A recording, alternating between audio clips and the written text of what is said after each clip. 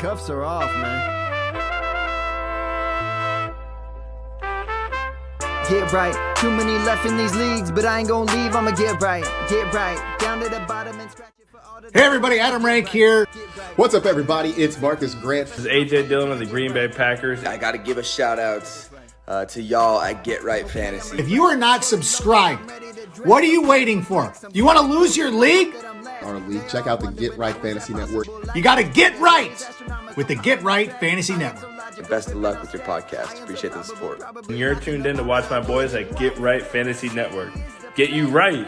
Enjoy the show. But I tune in every Friday. Strategies provided, I will lock in every way. So go and roll your sleeves up. Yeah, go roll your sleeves up. And I'm getting down cause I roll my sleeves up. And I'm getting right cause I roll my sleeves up.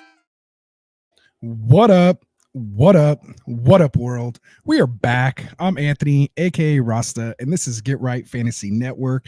I'm here with the one and only Phil Ruskin from the Extra Point, doing our Friday Start Sit Part 2.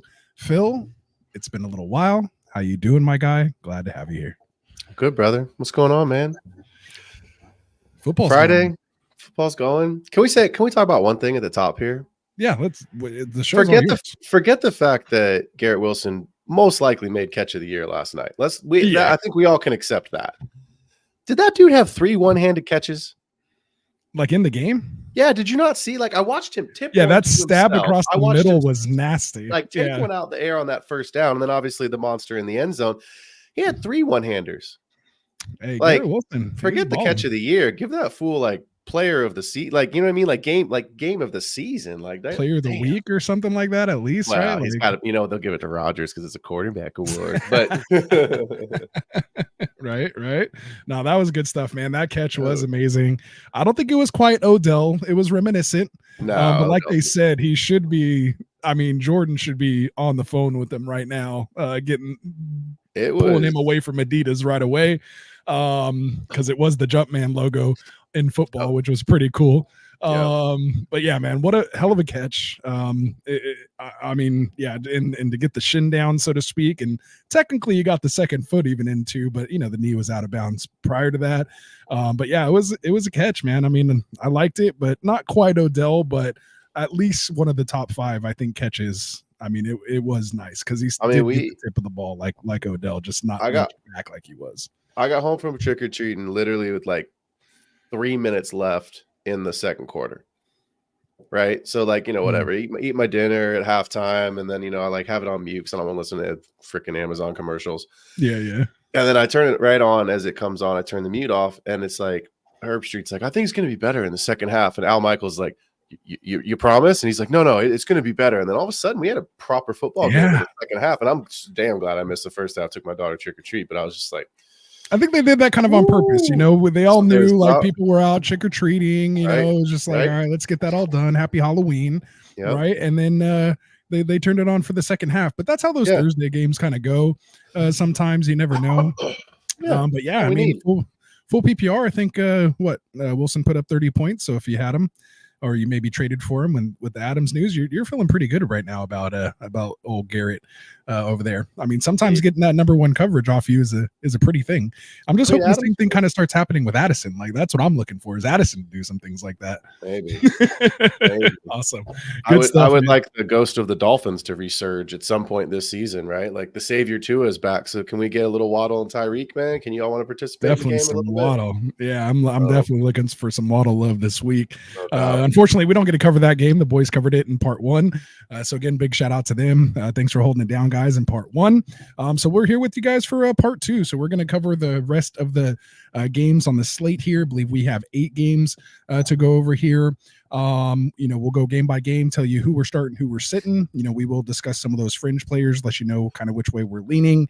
Of course, we will get to your live Q&A as well. So if you do have questions, make sure you drop them in the chat. You can do that now. We will get to them in the Q&A section. Maybe we'll bring up a couple here and there if we have some downtime. But for the most part, if you want your question read right away, just send us a super chat, man. Drop us a super chat, and we will stop what we're doing and get to your question immediately. So, Phil, why don't you tell the folks who are maybe new for us here, some of our new subscribers, what we have going on Get Right Fantasy Network here throughout the week, including your shows on Wednesdays and we Thursdays. we got Get Right shows on Monday, Wednesday, Friday, and Sunday. We got waivers, trade talk, roster management. So Anthony, aka Rasta, going to be taking you through that. Tycoon hosts the Fantasy Boardroom every Tuesday at 7 p.m. Pacific. On Wednesday, come hang out with me at 6 p.m. Pacific. It's your boy. As we do the extra point, we will obviously be focused mostly on Dynasty, but talking through Dynasty trades, player outlooks. And then, of course, on Thursday, I will also be back at 4 p.m. Pacific, taking you right up to Thursday Night Football as we go through the DFS higher lower presented by Underdog betting show. You can catch Kendall on the Fantasy Football Tavern, the Sweet Life Pod with Jack and Cody. Going live on this Saturday for the first live show. Let's go. Cody's, what's up, man? Look at that. A little logo going on. I love it, man. It does look like a little bit of a Steelers helmet, but nobody's perfect. It's all good. So, don't tell him that. He's a Packers fan. So let's get that black and gold right down that stripe there, baby. So, but yeah, y'all know what to do. Hit that like and subscribe button. We got content for you pretty much every day of the week at this point now. So there's no reason y'all shouldn't be fully prepared to go kick ass every single Sunday in your leagues. Well said. Well said. Make sure you jump down there. We will get the timestamps in there. So if you just want to get to a specific game and players, you can jump through there as well. So make sure you guys check that out in the description. But more importantly, down in the description, you have the links to all the guys we were just talking about, especially this guy right here. I guess he's on this side, who will be sticking it out with me here probably for at least 2 hours to more importantly get to your guys' Q&A. But we will, again, go game by game to break all this down. And like we said, if you want us to get to your questions or comment right away, you can always drop us a super chat, and we will get to that as well too immediately. So unless there's anything else, man, we're already 7 minutes in. Let's get this thing going because I know the folks want us to get to their questions immediately. We do have Smokey the Cat going on in here. So what's up, Smokey? Glad to have you here.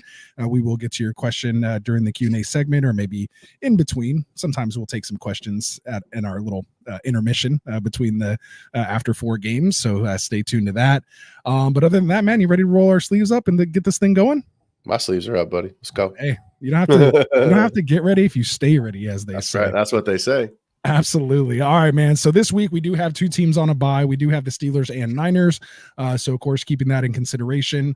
Pretty much almost everyone still is available though to you. And so we'll start here with the Chargers at Browns. I think I have a banner for that. So I'll reset that for let me get down in here. Yeah, look, I got so excited just about the show. I forgot banners. We got our little scroller here. Let's get this thing going. All right, so we'll reset it. So we have Chargers at Browns. We have the Chargers coming in favored by 1.5, drop from 2 when it opened, with the 42.5 point over under. So kind of a mid, type game here. We do have, of course, with this, a couple injury news here. Cleveland's going to be without their top 2 linebackers, Jeremiah Owusu-Koramoah. Oh, I practiced that so many times and I was like nailing it. Got on the spot, totally butchered it. So we'll just call him JOK, the Joker over here. He's been ruled out. Jordan Hicks didn't practice this week, so most likely he's going to be out as well. I say that because that could be important to Dobbins, which we'll get to here in a second. Yeah. We do have Quentin Johnson coming back for his first game after being injured. I think he got hurt back in week 6 with that ankle. So he's off the injury report now, and he is active. So we'll have him back. And then DJ Chark, who's been on IR dealing with that groin injury from the offseason, hasn't even played yet for the Chargers. I had a lot of him in best ball thinking he was going to come out, So maybe he could finish strong. You never know, kind of sneak one of those teams in and get Chark going there. Because no one's really taken a hold of that, wide receiver room, so to speak, yet. So, I mean, besides Ladd, but he's in the slot, so they can definitely use someone to stretch the field, which is, we've seen Chark, put up numbers. So I'm excited to see him kind of come back, but they have not activated him from the 21-day practice window yet. So we may have to wait one more week to see DJ Chark. But I want to start kind of where I mentioned already with J.K. Dobbins. We do have, Cleveland ranked the 27th most points allowed to the running back position, which isn't great, only 19.3. So a little tough matchup there. But again, without these two defensive players, JOK and Jordan Hicks, how are you feeling about Dobbins this week? I mean, I have him at 23. He's right on the cusp. So I think you can start him. Gus Bus is still out, right? Injured reserve. So I think there's really no competition. Yeah, I think at the end of the day, what you're going to see is very typical Chargers game plan: hyper efficiency through Herbert, run the ball, pick up first downs, try to win the game, 24-23. And both quarterbacks, I'll be honest, I'm interested in both the quarterbacks this week in this game, just because Herbert's efficiency, but like Jameis did exactly what we thought he was going to do last week. Homie came out and chucked it, and the Browns are sitting there not going, totally what we thought. I mean, you knew the 3 touchdowns were coming, but I thought it was going to be at least 2 or 3 picks, but he held it to 0. So you know what? We'll see what they say about blind squirrels. So there you go. Well said. So where did you have Dobbins again? You got those eyes fixed. I have Dobbins at 23. I mean, he's right on the cusp. I'm at 22. For me. And it's hard, right? Because when you get to that range, I know we got to talk about this game, but you get to that range, it's like, do you start him over Alexander Madison, who again is the guy for the Raiders? Do you start him over Ramondre in a stinky game? I think Dobbins is kind of that tier break for me of the guys below him. I'm like, I really don't want to go there unless I absolutely have to. He's probably even though he's 23 in my ranking, he's probably my lowest ranked running back that I feel good about, right, at that RB2 ranking. Right. What I thought was kind of interesting, actually, is I had a hard time kind of ranking the guys between maybe 14 and 26. I felt like they're all almost the same guy. Either they were good talent, good opportunity, but maybe a bad matchup, or maybe a great matchup, not as great, talent, but had an amazing opportunity and matchup. So I just kind of felt like I just kept going, okay, well, I'll start this guy here, but wait, no, he has a better matchup. And, I just kind of felt like I was really kind of just changing guys, here back and forth, which is how and why, JK fell, to 22 with me, but I have Connor at 23, Rashad White at 24. And then even ETN, if he plays, I'd have him at about 25 with Madison at 26. So it's, and then Ramondre, who you mentioned, at 29. So it's kind of all in there, for those kind of low end RB2s, to where it's funny because I feel a little more comfortable with these guys, putting them in my RB2 or my flex, again, given that most of my teams are in a hero RB build. So not to go off on too much of a tangent there, we're only one player in, spent almost 5 minutes on that little intro to this game. But yeah, so let's we'll try to get this thing moving here. So we have next thing I want to talk about here is Ladd McConkey. He's been showing very well here lately. What are you thinking about McConkey? Kind of where do you have him? And is he a starter or sit for you this week against this Cleveland passing game, which has given up the 8th most points to fantasy, or 8th most fantasy points to the wide receiver position at 35 points a game, not individual, but just as a wide receiver core in total. I have him at 21. He was 6 for 6 for 111 and 2. Start him. I mean, you just said it in the intro, right? DJ Chark activated the window, hasn't come back. Quentin Johnston, whatever. I don't give a shit about Quentin Johnston. Nobody does, right? So it's I don't care. I don't care if he's playing or not. Dobbins is the guy. We know that. That's fine. But, maybe Hayden Hurst gets another monster target game, or Will Dissly gets another monster. It's a lad. Let's move. You know what I mean? At this point, yes, it was his best let me try that again. His best game as a pro last week, but he's still seeing consistently 6 to 7 targets every week.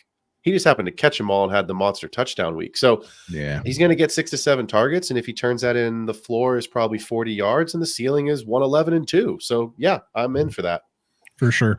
And again, we all know these guys, these rookies start to kind of get a little more comfortable as the season goes on. Again, I'm on Ross St. Brown, Christian Watson, Odell Beckham from way back in the day. I always keep mentioning, those type of guys that are basically league winners kind of on the back half. So he's definitely someone I'm keeping my eye on. You said you had him at where again? Because I think we're pretty close. 21. Okay. Yeah. And I have him at 23. I have Mooney at 21 and Tinkdale I had at 22. So yeah, McConkey or JSN? McConkey with Metcalf. I mean, I know Metcalf's out, but I actually think that is a really big smash matchup for KW3 this week with Metcalf going out. I think that's where the usage increases. And we'll get into the game a little more. I was just saying McConkey. Cool. Let's go. Awesome. So yeah, you mentioned Winston, you mentioned Herbert. I personally have Herbert as a sit. Just I don't think the numbers are there. I just have so many other quarterbacks that I kind of like ahead of him. It's not so much just him in general. So I actually personally have him as a sit in 1 QB leagues. Obviously in 2 QB leagues, you can get him in there for sure. What about you said Winston? I kind of have him in the same realm. I have both of those guys as sits as well. I just think it's more interesting of the fact that like it could be better than what you think. Obviously in Superflex you're starting both, but for sure. I just think a tough matchup against this Chargers defense. They're ranked very high. I mean, they've been playing very well. And on paper it profiles as a low scoring game, but sometimes those games surprise you. You know what I mean? Like the Browns beat the freaking Ravens. It's like what right. If you were still in your survivor pool, you're not anymore. Exactly. Yeah. First time they scored over 20 points last week with Winston at the helm. So we knew he was going to sling it. So yeah, that's just great for fantasy, man. Make these guys relevant. So speaking of which, one of the biggest names off the waiver wire last week and now this week for sure. Let's talk a little bit about Tillman. I'm sure we're going to get a bunch of questions about him. So Cedric Tillman, how do you feel again going up against this Chargers defense here this week? Chargers again are giving up the least amount of points to the wide receiver position at only 24.9. And that's what makes it tough for me. I have him right on the wide receiver 36. So I have him as a wide receiver 3. If you're in a 3 wide league, if you're needing a flex, the reason I will say this, if you want to start him, if you need to start him, you've seen the ceiling. I don't think you're going to get that because of the matchup and because of, correct me if I'm wrong, the game's here, right? It's in LA. I believe so. Yeah. No. At Browns. Okay. So that, I don't know if that makes a huge difference to me, but at the end of the day, Chargers are good. We just talked about it, right? Not giving up a lot of points, but you got to take your shot with upside. So tell me another player. Like I'd rather have him over Xavier Worthy. Okay. That's fair. Playing, you know what I mean? Tampa. I'd rather have him. I mean, if BTJ is declared healthy, great. You're going to put BTJ in there. But if he's a game time decision, and you've got to make a call, I'd be very happy to replace start, I believe. That's what I mean. So if BTJ for whatever reason it's 9:59, I know whatever time you East Coasters watch football, but whatever time West Coasters like 10 a.m. And that's your option to pivot is get Tillman in there if you can't start BTJ.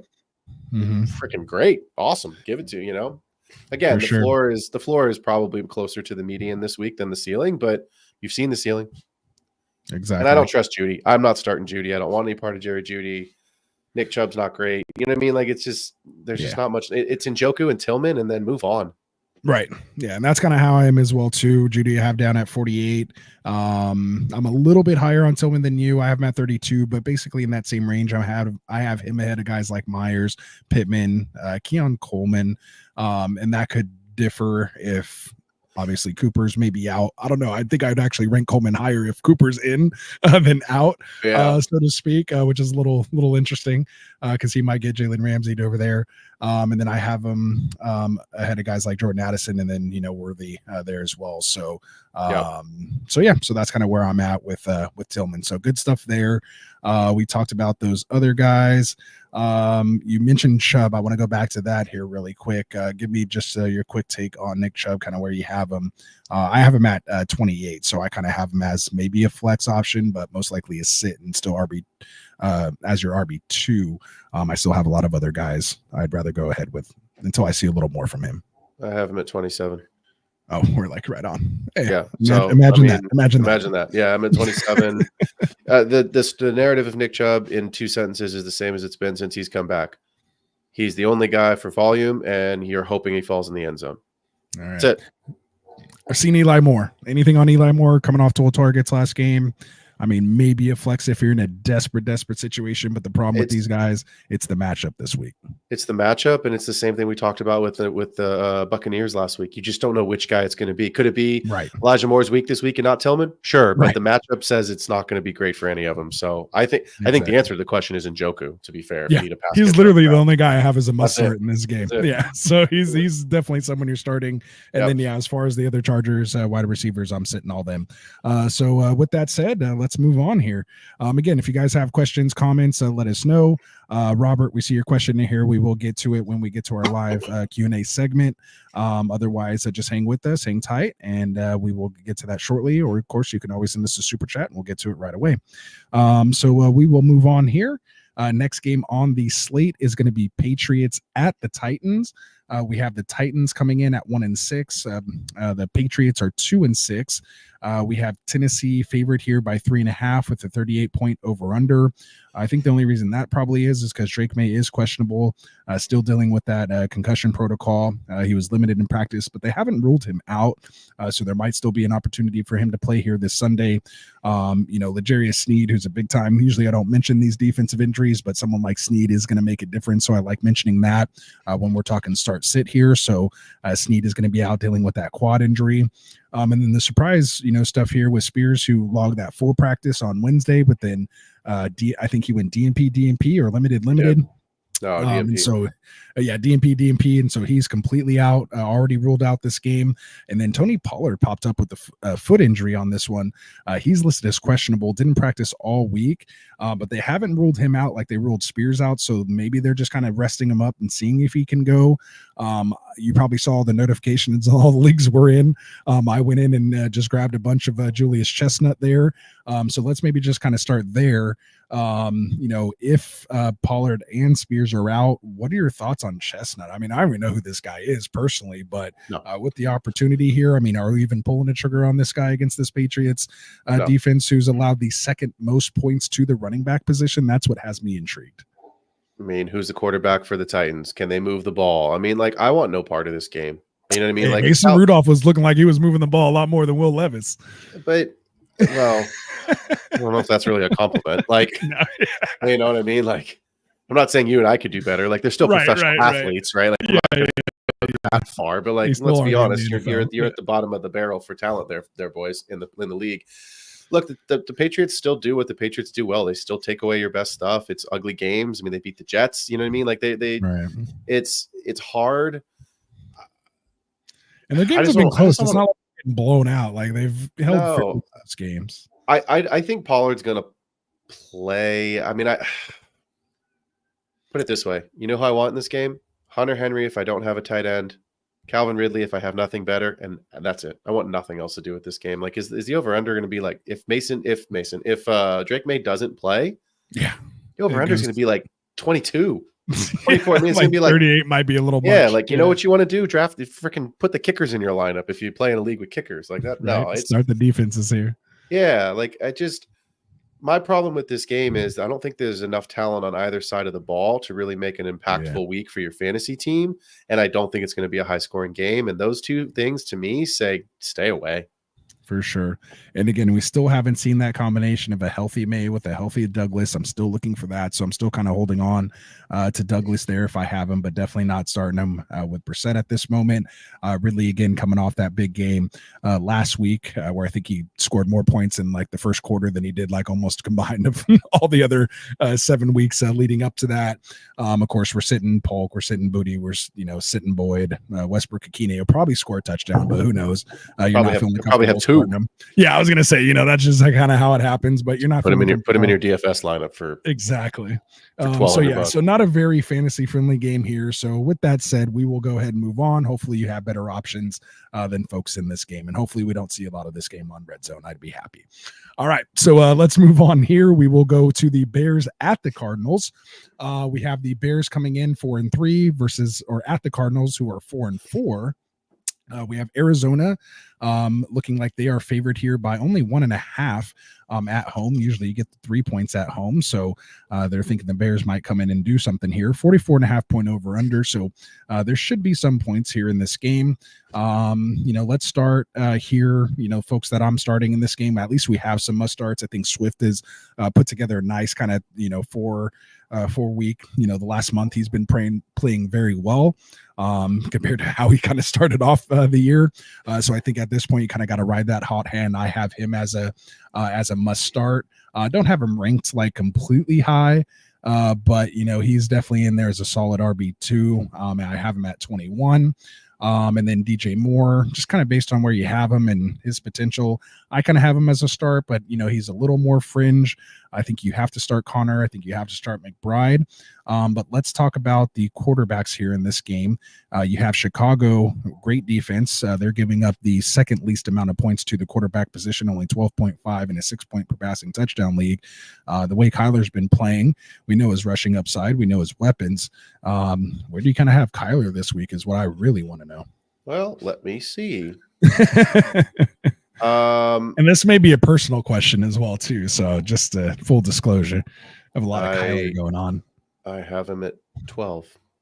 Okay, I have him at 16, so I'm a little more bullish on. Well, there's some guys that I'm waiting. Bullish. There's some guys that I'm going to move up. I mean, like if Jordan Love is in there, I don't have Jordan Love ranked right now because I need to see if he's there. So like I have him at 11. I'm assuming he's playing, so I have Love at 11. Yeah. So I think Kyler's probably going to fall out of my top 12. Bears defense has been good. I know the Hail Mary, I get it, but like they have been good on the season, so you've got to take that into account. I think the Bears win this game. I picked them in my confidence pool this week, and I picked them in my straight up picks. I do think this is a game they can win. If you heard the guys in the last hour talking about, some of their start sit questions, Kyler Murray's name came up against Bo Nix. Kyler Murray's name came up against someone else I can't remember now. So I don't want to start Caleb. I have Caleb at 13. I have Kyler just ahead of him at 12. I think it's pretty thin on both sides, and it's hard for me. I'll be honest, man. It's hard for me outside of the guys that you named to really say that any of the other fringe guys are must starts. Now I know people are going to get pissed that you can't start Marv. Of course you can start Marv. Can you? Hey, like, can you? I mean, that's my defense. That's my question, right? Like Jalen Johnson's legit, dude. And that's probably who's covering Marv. And so I co-manage a team with a buddy of mine. I would love to co-manage a team with you. Well, you and I should do that next year. Yeah. Kendall will love it. Kendall will be like, what? Now I can play against both of you guys? Yeah. But I co-manage a team. And so we were talking today via text, me and my buddy, Ben, and we were just saying like, look, we're going to start Chase Brown. Once we saw the Zach Moss news, it was like, are we starting Chase Brown or are we starting Marv? And I was like, Chase Brown, like, it's not even a question. So. I was like, let's move on with our conversation. So, I mean, that's the answer to can you start Marv, right? Like, can Trey McBride score a touchdown? The dude's tight end 3 on the season with zero touchdowns. He'd be tight end 1 if he just scores one freaking touchdown. Like, come on, guy. Yeah, just give me like one every other game and we'd be happy. Not even like a 20-yard touchdown, like a 2-yard. Yeah, just Tyler Murray touchdown, 1 yard, one touchdown, flick, like a beer pong shot. Right, little play action, roll out, just dump it to him. Deal. Yeah, that's tough. Yeah, definitely. But going back to the Marv, situation, because again, that's where people have a lot of a lot of questions about, and I'm in the same, boat. If you guys have been watching the Wednesday show, he's been one of my buy low, quote unquote, candidates for almost every week, except for after the weeks that he blows up and has a big game. And I'm like, well, you might have lost your opportunity. Then he has a bad game. I'm like, hey, go get him now. And that's only because, again, rookies take a little while, and usually they have a better second half than first half. And the good thing about Marvin Harrison Jr., if you want to spin it on the positive note, is we've seen kind of what his potential can be, right? Like we've seen it. So if they just keep working it and get it in there, like we said, we just want McBride to score touchdowns, right? We just want this whole offense to, take that next step forward. And again, I think, again, a lot of new parts, Kyler, just started week 11, week 12 or something like that last year. So he hasn't really played too much, with this group. And then of course, incorporating MHJ, which is why you see that he's, shown a little more confidence in Dortch and in Wilson. Those are the guys kind of scoring the touchdowns here. And I just think that's because the defenses are putting bodies on MHJ and McBride, knowing those are the two best options. At least that's what I would do as a D coordinator. And Kyler Murray, honestly, it seems like he's kind of, progressed a little bit to be willing to throw the ball to those guys. And I think the more he does that, eventually over time will open up these guys. So that's why I still have them as buy lows with McBride and MHJ if you can get them. But yeah, this week against Chicago, if you can steer away and you have a Chase Brown, then definitely go Chase Brown or someone like that. Look, you could start Marv in a 3 wide receiver league and a 2 wide receiver league. I think you really need to take a look at your options. And yeah, 2 I have him as a sit probably for I sure. do as well. But like, that's what I mean. Like I would start JSN or Tyler Lockett in that game with those opportunities and those targets. Yeah, I have him as 20 overall here in full PPRs. I'm at 22. Yeah, So I have DJ Moore actually ahead of him. yeah. And then Mooney, Tingdell, McConkey behind him. So Yep. he's kind of in that range for me. So good stuff there. Again, I just mentioned Wilson and George, but I do have them as a sit just because you never know and you don't feel comfortable starting those guys, but they're probably on the wire in most of your leagues anyway. Yeah. And then, the only names we didn't mention here are Dunze and Keenan Allen and Cole Kmet. What are we doing with these pass catchers? And again, Arizona's giving up the 5th most points or 10th most points to the wide receiver position, 17th most points to tight end, middle of the pack. But just, as far as defense overall, I mean, most of the time you're kind of targeting this Arizona defense if you can get a piece of it. Yeah, I have DJ Moore as the only one of those guys that I would sit. I know he had a trash week last week. I get it, but the game script that's just how it goes. We talked earlier about Romeo Dobbs being that squeaky wheel. I think DJ Moore probably goes into Caleb and is like, yo, feed me. You know what I mean? Like he's the guy. So you're sitting there doing Zane Allen then? I personally am, yes. Just again, how much volume is there? But look, like you know me obviously, but for the listeners that maybe don't know me, like I'm a big analytics guy and I go back off the numbers and it's like, show me, other than the 2 touchdown week for Keenan, show me where he's the guy that's getting, all this work, right? Show me where Rome is the guy that's getting all this work. And I can't get there with either of those guys. That's almost more an indictment on Caleb than it is the receivers themselves, because I think they're talented. Agreed. Agreed. Caleb needs to get his stuff together here. I expected more out of him. And I have Allen at 47 and Odunze at 49. So they're flexes at best. Yeah, you can't go there. And Cole Kmet, to answer your question on the Cole Kmet thing, I don't want to go there, but again, tight end is so thin. Like you may not have a choice. I get it. So you may just, if you don't have a choice, you start him. If you do have a choice, then I wouldn't, go somewhere else. There you go. And that's probably if there is an area you could attack against the Chicago defense. Right. They are giving up the 16 most points to tight ends at 11.3. So, Arizona. Actually, the worst situation. Yeah. Either way. More so McBride. That's good spot there. Feel comfortable starting. Come on, Trey. All right, so we'll move on. I'll cut that out. All right, so we'll move on here. Let's get on to our next game.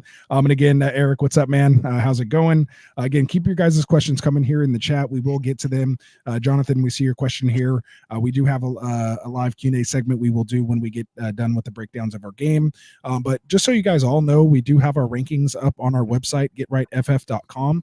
If you've never been there, we don't really promote it too much.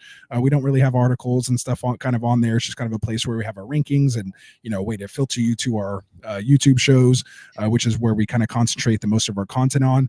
But we do have our rankings there. I would say mostly kind of check them on kind of like Friday nights, Saturday mornings is where they're kind of going to be most up to date versus throughout the week. Because obviously just with the prep and everything like that.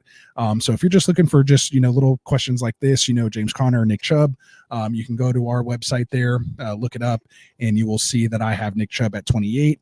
And I have James Conner at 23. So based on my rankings, I would have Conner over Chubb.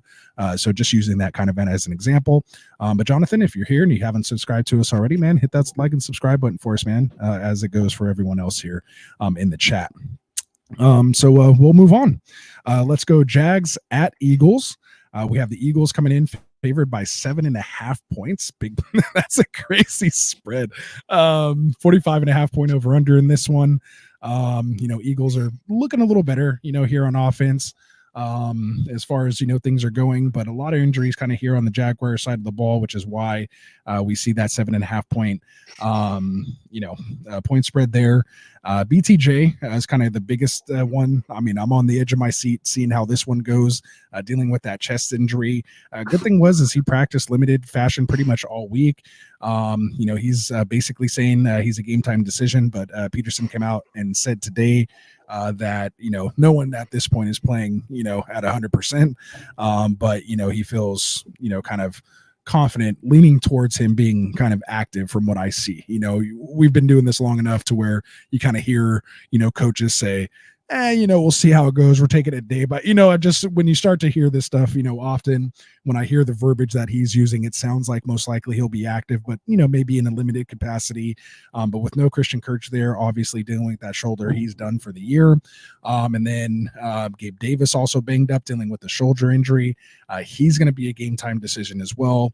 And then you have Travis Etienne, who's missed the last 2 games, dealing with that hamstring injury. He's a game time decision as well too. So just a lot of moving parts here in this game. Make sure you guys tune in on Sunday when we get those active inactives, and then we'll probably be able to answer more about what's going on here. So when we go through this, we'll kind of let you know if so-and-so starts or doesn't start, might be a lot of that. But with that said, on the other side of the ball, really looks like only Dallas Goedert is the one who's already been ruled out. He was DNP all week dealing with that hamstring injury. He's probably another week or two away from coming back from what we've seen with these, hamstrings. Basically, it's a must start for all the Eagles players against this Jacksonville defense. They've basically giving up, their top 5, giving up the most points to almost every position, first to quarterbacks, third to running backs, fourth to wide receivers. So you're firing, up Hurts, Barkley, AJ Brown, Devonta Smith. Those guys are getting in there. And then even on the tight end, they're giving up the 10th most points as well too. So you're, maybe even can consider Calcaterra there as well too. But I'm kind of, pretty much staying away from him. I have him as a sit. I only have Dotson really as a sit on the Eagles side of the ball. But let's talk a little bit here on the Jags side of the ball. More importantly here, this running back room with Big Z, ETN, and then Dearness Johnson. If ETN sits again for his 3rd straight game dealing with that hamstring, how do you feel about Bigsby and Deontay Johnson? Or not Deontay, Dearness Johnson. Sorry. You got there. I was going to let you get there. Yeah, no, I appreciate it.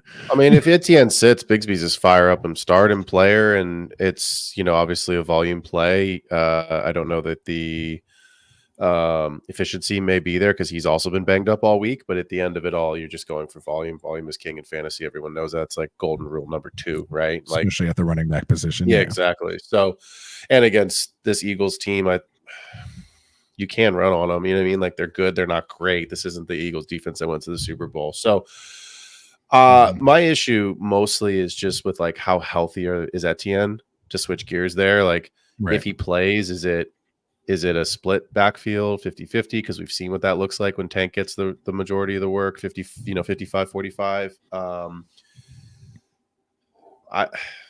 The answer is simply is you have to play them if they're healthy, because you don't have better.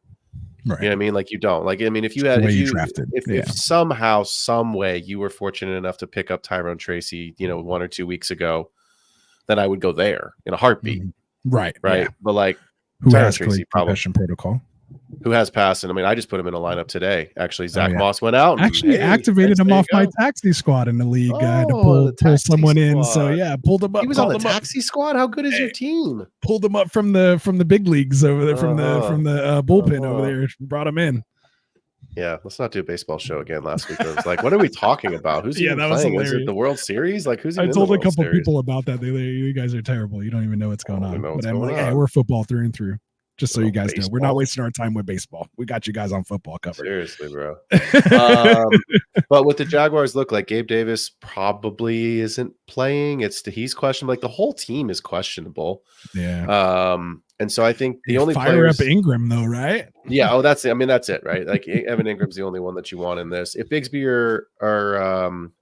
or Etienne misses, and you do have Dearness Johnson, it's a thin flex play. It's a touchdown dependent flex play. But like, if you're just desperate, right? Like, if you lost Pacheco, if you lost Debo, you know what I mean? Like, if you just don't have, guys that you can throw into that flex spot. Well, I guess Debo's on bye this week anyway. But my point being is, like, if you lost another piece or two, you could go there, but I wouldn't. So yeah, it's sadly, I think you need to refresh your browser, your phone, whatever you're on, as the time ticks down to the start on Sunday, because I'll tell you right now, I've got Bigsby and Etienne in the leagues that I have him just sitting on my bench with an empty roster spot, just waiting to figure out, like, if they're in, they're going straight into that last roster, that last flex spot for me. If they're not, then I'll, whatever, I'll figure it out. So yeah, I'm basically the same way, but my thing is, again, playing in a lot of PPR leagues, I actually lean the Dearness Johnson way is where I've been going these last couple weeks in the leagues that I've had ETN, because of course a couple other people got Bigsby, and I was just like not having the whole Bigsby thing. I didn't want to wish ill will on ETN by rostering Bigsby, but of course it ended up happening. He gets hurt, so I felt a decent pivot with the going Dearness Johnson with him getting a little bit of that passing work, so I don't mind just throwing him in as an RB2. I'm sure you have better flex options, but if you're in a certain situation there as an RB2 in PPR leagues, I don't feel bad, throwing them in there. So yeah, and I'm kind of with you. I feel like I kind of lean a little more. I feel like Gabe Davis is going to play based on kind of what I'm feeling and hearing. Again, as far as the verbiage that the coaches are, saying and the reports we're getting, he looks like he may go. But if not, what do you think about Parker Washington? That was a big name off the waiver wire list this week. Kind of where do you have him if Gabe Davis is out?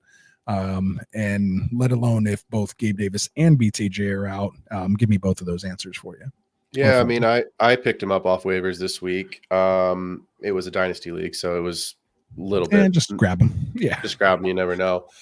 I'm really trying so hard not to give my answer based off of my Jaguars bias, but it's hard. Like, I still wouldn't go there. I called all this. Yeah, I did. I mean, I did. Like sometimes you're right about things and like ride that train till it dies. Sometimes you're just wrong, blind squirrel, right? Right? That's blind okay. squirrel. Yeah, blind squirrel. Now this one was social proof and some data and analytics, but I wouldn't go there with Parker Washington if both those guys are out, because the answer is Ingram should get freaking everything. And like you said, if both the runners are out, then Dearness Johnson earns it. So I don't like this game. The Jaguars should lose this game. I think the Eagles cover. I will say this really quickly, then we'll move on to the next game. Grant Calcaterra is 3,400 on DraftKings right now. I didn't get to do. We had Halloween, and then we had the game last night, so I didn't get to do my normal Thursday show because of Halloween last night. Also, you can tell in my voice I've been carrying a little sickness this week. But Calcaterra as a punt play for your DFS listeners, 3,400. Smash punt play. The last time that he was in there, 4 targets, 67 yards. The last time he was that price, and that will more than double and pay that off for you. Very nice. Very nice. Well said. All right. So I think that pretty much wraps up that game there, though. A lot of questions again on that Jaguar side of the ball. So again, we will take a little break right here and just tell you guys about our boys over at Underdog Fantasy. So Phil, you want to tell them what's going on over on Underdog right now? Yeah, let's do it. Underdog is the best and easiest place to play fantasy sports. We obviously play in all of their best ball draft tournaments. We will live stream some of those for you all in the off season. For those that aren't familiar, best ball is where you will actually have your leagues, where you draft your team, and that's it. No season long time commitment, no waivers, no trades, no weekly lineup setting. You can draft hundreds of teams because it is not a managed league. So if anything, it helps you prepare to understand player values and ADP for your regular redraft leagues when those start coming up as we get towards the start of the season. For those that are not into best ball, jump over to Underdog and you can go through their pick'em contest where you will pick higher or lower on player stats like rushing or receiving yards and touchdowns. I do a whole show on that, and I always feature every single line I possibly can from Underdog directly. Thanks for being a sponsor. Appreciate Go you. sign up now. Use the promo code GETRIGHT, GETRIGHT. Receive a 50% deposit match, where they will match up to $1,000 in bonus cash. Remember your friend Phil and Rasta and slip us a couple bucks, $5, $10, no big deal. This week we have a special Jalen Hurts pick entry. What is it? Half a total yard. So you'll win that one. Go ahead and grab a couple of other higher or lower lines that you like and get your free Jalen Hurts pick. Download Underdog from your app store today. Make your first deposit, get into a contest, and get that $1,000 in bonus cash. Let's go. Get it right. There we go. All right. So we'll get on here. And again, keep making sure you guys are dropping your questions in the chat. We see there, Tyler, Lunch Table Legend. That looks like a new one to me. So hopefully hit that subscribe button for us. We will get to your question here as well too. So again, make sure you guys are dropping those all in the chat, and we will get to them when we get to our live Q&A segment. But we will continue on here with our game by game breakdown. So the next game, probably one of the better games here that I'm looking forward to, of course, if everyone's healthy, is this Lions at Packers. So we have the Lions coming in favored by 2.5 with a 47.5 point over under. We have Jordan Love, who we've already kind of mentioned here this show, dealing with that groin injury. He's been limited all week. Listed as questionable, game time decision, but sounds like from everything we're hearing, he's trending towards being active. We do have Josh Jacobs, who's dealing kind of with that ankle injury. We saw him kind of come up limping late. He's listed as questionable, so we'll kind of see what happens there. Make sure you turn in on Sunday for our active inactive show leading right up to kickoff with Classic Mike. And then, of course, on the other side of the ball, we have Jameson Williams being a knucklehead. He's suspended for PESs. Also, we talked about it on Wednesday. Possible gun possession charge as well too. So who knows what's going to happen with that? But for now, this is game 2 of 2. He should be back here on Monday practicing and eligible to play week 10. But with that said, with these matchups, we have a lot of must starts. This is going to be a fantasy friendly game. So we have, of course, Gibbs and Monty. Those guys are in your lineups every week. On Rice St. Brown, he's pretty much there. I think Jaden Reed and Jacobs, if they're active, they're going to find their way in there. The 2 tight ends I do like. Laporta, based on when you drafted him, I'm sure you're going to have to kind of start him unless you maybe have someone like Kraft. Unless you picked him up, then that might be a decision. Unless you have Kate Otten. I'm gonna say that. So rank Laporta, Kraft, and Otten for me as far as start sit week 9. This wasn't even on the show sheet. I'm putting you on the spot. It's that order. Okay, so Laporta. Excuse me. It's actually Laporta, Kraft, Otten because of the matchup. The Chiefs defense is real, man. The Chiefs defense is hard, and I get it. Like Baker's got nobody else to throw it to, and Otten just absolutely popped last week. Thank you for that, by the way. Helped me cash in my DFS lineup. So thank you, Kate Otten, for that. Appreciate you. Hey, ton of best I did pivot. Thank you, T. Higgins. Not thank you for being out, but once T. Higgins went out, I was able to actually downgrade. I don't remember who I threw in there, but it gave me an extra $100 to get up to Otten, who wasn't originally in my lineup. So that was a little bit of a blessing. But yeah, look, this game is simple for me. You're starting everybody that we just named. I want to say start Goff, but here's the challenge with Goff. He hasn't been fantasy friendly. He's been great. They scored 52 points last week, and he had what, like 14 fantasy points or something. I mean, it was because it was all Gibbs and Monty. 15 and a half fantasy points. So he only threw the ball 15 times. Or it was all Gibbs and Monty, exactly. And Monty threw a touchdown to Laporta, right? So there goes one of his passing touchdowns. I had him at 21.5 in a 6-point per passing league, touchdown league. So 3 touchdowns, only 85 yards passing. No, that's great. Yeah. I mean, it's not good. So I want to say sit Goff. I do, because it's a game. It's outdoors. It's on the road. The running game is unbelievable. But at the same time, this game could be 48-45. You know what I mean? So it's like, to me, put it this way. I have Goff and Dak in a league with Lamar in a super flex. So obviously I'm starting Lamar. I'm going to start Dak this week against Atlanta in the Dome in a game where I think it's going to be fantasy friendly, just because I just can't see it. Like, he scored 52 points last week. and he wasn't like relevant. So it's just hard for me. Love, I would start. I get the groin thing. I really do, but I still think because of the way that he plays and the amount of weapons he has and he can throw, I think Love is actually, let me check. Where do I have him? I was literally going to ask you, do you have Goff or Dak this week? I have Dak. And I'll be honest, I stared it down pretty hard today as I was kind of going through my initial preliminary, like set the lineup. So I might still change it on Sunday, but my gut just says, believe me, trusting the Cowboys makes me want to vomit. Believe me, it doesn't make me feel good. But and that's what made me put Goff just ahead of Dak. I have Dak at 13. I have Goff at 12. I'm starting Stafford. I'm starting Geno and Love. Even Patty Mahomes. Against Tampa Bay ahead of him. Sam Darnold ahead of him. And I have him behind guys like Dak, Flacco, Tua, Kyler Murray, Baker. I just, I felt like that was kind of a good spot, to have him in.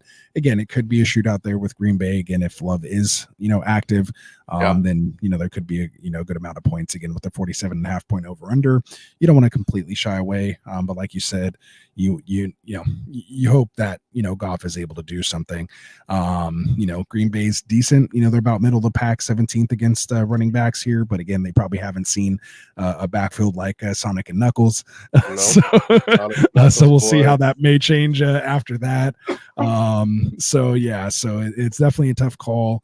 But just with the other quarterbacks there, I kind of have to have, I have to have Goff still as a QB1 at QB 12, just right on that. That's what I mean. Like that's where I have him. It's like right at that range. So it's hard, but at the same time, it's like I don't know. I need to see it. Yeah. They just don't need him to score points. Like that's the thing is like they don't need him to be Superman, So it's tough. So let's talk about these pass catchers. Again, I have Love as my QB9 this week, so that obviously means his pass catchers are going to do something. I think you kind of have to start Jaden Reed here, regardless. We feel good about Kraft. He's pretty much had a touchdown almost in the last kind of like 3 out of 4 games or something like that, if not more. But what do we feel about this trio of Watson, Dobbs, and Wicks? I kind of have Dobbs as kind of my must start. I think I have him the highest ranked out of the 3. I mean, my love and affinity for Watson, so I couldn't rank him down too far just because it would have just hurt my soul. And then Wicks again can just pop off at any time. But tell me just your quick thoughts about Watson, Dobbs, and Wicks. I would play Dobbs, and that's it. I don't want to go there with the other 2. I think it's pretty good. Sure, any of them could have a great day because there's just so many mouths to feed there. But I do think it's a target consolidation between Reed, Kraft, Jacobs. I think that's probably where the majority of it goes. Fair. And I have, just to put it in perspective, I do have Dobbs as wide receiver 30, which is, about that mid wide receiver 3 or flex spot. I do have Christian Watson all the way down at 41. And then I have Wicks, even a little farther down here as well. Not quite exactly sure, but he's down there a little bit farther. Yeah. So that's where I'm at. We're sitting Tim Patrick, we're sitting Cleve Freeman. Those guys aren't going to be I mean, they'll probably score a touchdown, but fantasy purposes, we're not relying on that. All right, so let's move on here. Again, make sure you guys are dropping those questions in the chat. We are getting them started up here, so we will get to them. So make sure you drop them in. We will go in order, and we will go from there. So next game on the docket, let me switch over the banner here, is going to be the Rams, who are favored just by 1 now. Let me double check. Is that still current? Yeah. So Rams are favored by 1 here over the Seahawks, coming in at 3-4. Seahawks are 4-4. 48-point over under on this one. We had that weird situation with Puka Nacua come up here, re-aggravating that knee injury. He is questionable, but they're saying McVay's saying he's kind of leaning towards him being active. Said it would be hard to, he can't imagine him not playing, so to speak, this weekend. But again, make sure you tune in on Sunday to find out exactly where we land with that. DK Metcalf has been ruled out at this point, and then kind of a surprise rule out to me. Noah Fant dealing with a groin injury. He was ruled out. So let's, must starts here that I have, of course, Kyron Williams, KW3. You mentioned earlier, I have Ken Walker as my RB3 just overall this week as well. So that's pretty much no question. Kyron, I have him as a must start, but as I was kind of going through the rankings, he just kept kind of like falling and not like in a bad way, just because, like I mentioned, I felt like there were so many, just other players. I felt I had to get ahead of him. So he's all the way kind of down at RB9, if you consider that down at. But, it felt like he should be a little higher than that. But that's kind of where he fell in for me. So those are must start guys. But let's talk about these pass catchers on both sides of the ball. You have Puka Nacua, you have Cooper Kupp, again, both coming off injuries off that Thursday night game, get a little extended kind of mini bye week. And then of course, JSN, Lockett. And then again, if Puka doesn't play, your thoughts on DeMarcus Robinson and Tutu Atwell. So I'll turn it over to you. I mean, look, I think everyone, Matt Berry included, was on the record last week as saying don't expect much out of Puka. So here's what I'm going to say: if he's healthy, put him in there.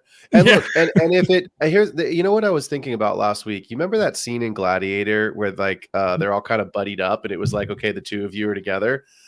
That's how I felt with Puka and Kupp. And then Robinson and Atwell. It was like the two of you go sit in timeout for 5 minutes, and then the two of you come back. It was like, it was so weird to me. There was very few plays.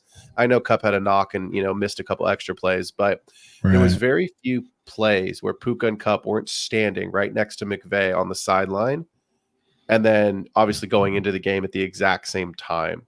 So it's pretty clear what the Rams want to do. Obviously those are their two best receivers, easing them kind of back in and not just giving them, full snap share.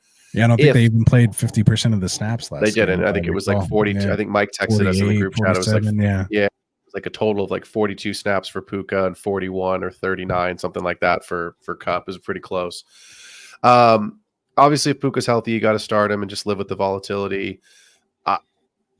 I'm less excited about Cooper Kupp this week.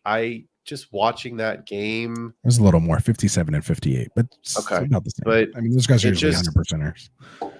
Like you're obviously going to start Cooper Kupp. I'm not worried about him. That's not what I'm saying. I'm not saying sit him. He didn't look. It was funny because I thought he would look super healthy and get all the targets, and we'd see an 11, 12 target game because I didn't think Puka would play. I thought it was going to be switched too. Yeah. Right. So it was like we were expecting one of these monster target share games for Cooper Kupp that we've seen, 10 for 122 and 1 kind of thing. Now he did catch the touchdown, but my point is that you're starting him, but he just didn't look great. Yeah, he still looked a little binged up. Yeah, so you just got to kind of look in the eye test. Like I said, you're going to play him. I'm not saying sit the guy, but again, you just need to see how he's running and like what his mobility is, what his cutting looks like, how quick is his release off the line. So I think you start both of those guys. Let me just take a quick peek here. I think you can start Stafford this week. I don't think Seattle's great. In Superflex, you're starting him. I have him at I was like, I literally have him I have Stafford at 11. At 11. So like he's right there for me, right? So like you can do that. But I want to spend some time. Sorry, I kind of ran through the Rams quickly because I do want to spend some time on JSN and Lockett. Yeah, let's do it. If Puka misses, I think if you have Demarcus Robinson, fine, but like don't expect that to happen again. Yeah. Two touchdowns? I don't remember the yardage, but 2 touchdowns I remember because I was like, are you freaking kidding me, dude? Of like, course, yeah. Come on, brother. Yeah. I'm starting JSN in the league. Right now, I don't remember. So here I'll tell you. This is for the people. Here are my choices: Cortland Sutton, Jackson Smith and Jigba, Deontay Johnson. JSN, easy for me there. Right, that's what I'm saying. It's easy for me as well. Cortland Sutton snapped last week. What do you have? 100 yards, and I don't remember if he scored it off the top of my head, but he had over 100 yards, which you're like, dude, really? Didn't like get my attention. Exactly. But that's what I'm saying is like you. Like just not because it's that like for a second. Yeah, it's like it's not going to happen, right?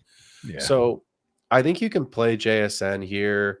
I'm at 24. I have Jason at 24 with the Metcalf out. I have him at. Where are you? I'm at 26. Yeah, basically the same. Where do I have Lockett though? I have Waddle and Flowers ahead of him, and I have Lockett all the way at 38, just outside that wide receiver. I have Lockett at 40. So. It's kind of where I stopped. I might move him up a little bit just because of some of the other news with some of the other guys, but I would play JSN if you have to, because some people do. If you need a flex, Tyler Lockett's not Tyler Lockett could go 4 for 46 and 1, and that's a great 10-point, 14-point day depending on your league format, and you're happy. So, would you start JSN or Cooper if he's active? Amari Cooper? Yeah. I would. Well, let me see what my rankings say. Let's start there. See if it matches to what your head says right now. Yeah. I'm still scrolling, so that should tell you the answer to the question right there. I have them back to back. JSN ahead, 1 spot. Wow, okay. I have JSN at 24. I have Cooper at 29. So I have a little bit of gap. I have Flowers, Shakir, Ridley in between them. Well, I don't have Ridley in the mix because I just don't know what's going to happen there. But yeah, I could easily see Ridley going down more, but it is New England. They are playing against New England. That was the only reason. Ask the New York Jets how that went. Right. Well said. All right, so let's talk about. So that was good stuff there. Pretty much that pretty much wraps it up. We're sitting we're sitting Parkinson, we're sitting Zach Charbonnet in this one. So there we go. All right, so let's move on here. Again, keep your questions coming. We will get to them here. We're only 2 games away. We're just coming up almost on that hour mark, so we'll get through here for you guys. So the next game on the docket is going to be the Colts at the Vikings. We have the Colts coming in 4-4 at the Vikings, who are 5-2. Minnesota is favored by 5 with a 46.5 point over under. We're starting JT in this one. We're starting Josh Downs. He's been a nice play there. Of course, we're starting Jay Jettas, and Aaron Jones seems to be like a must start at this point as well too. So unless you disagree with any of that, let's go on to the quarterbacks here in this game. Flacco and Darnold. How do you feel about these guys?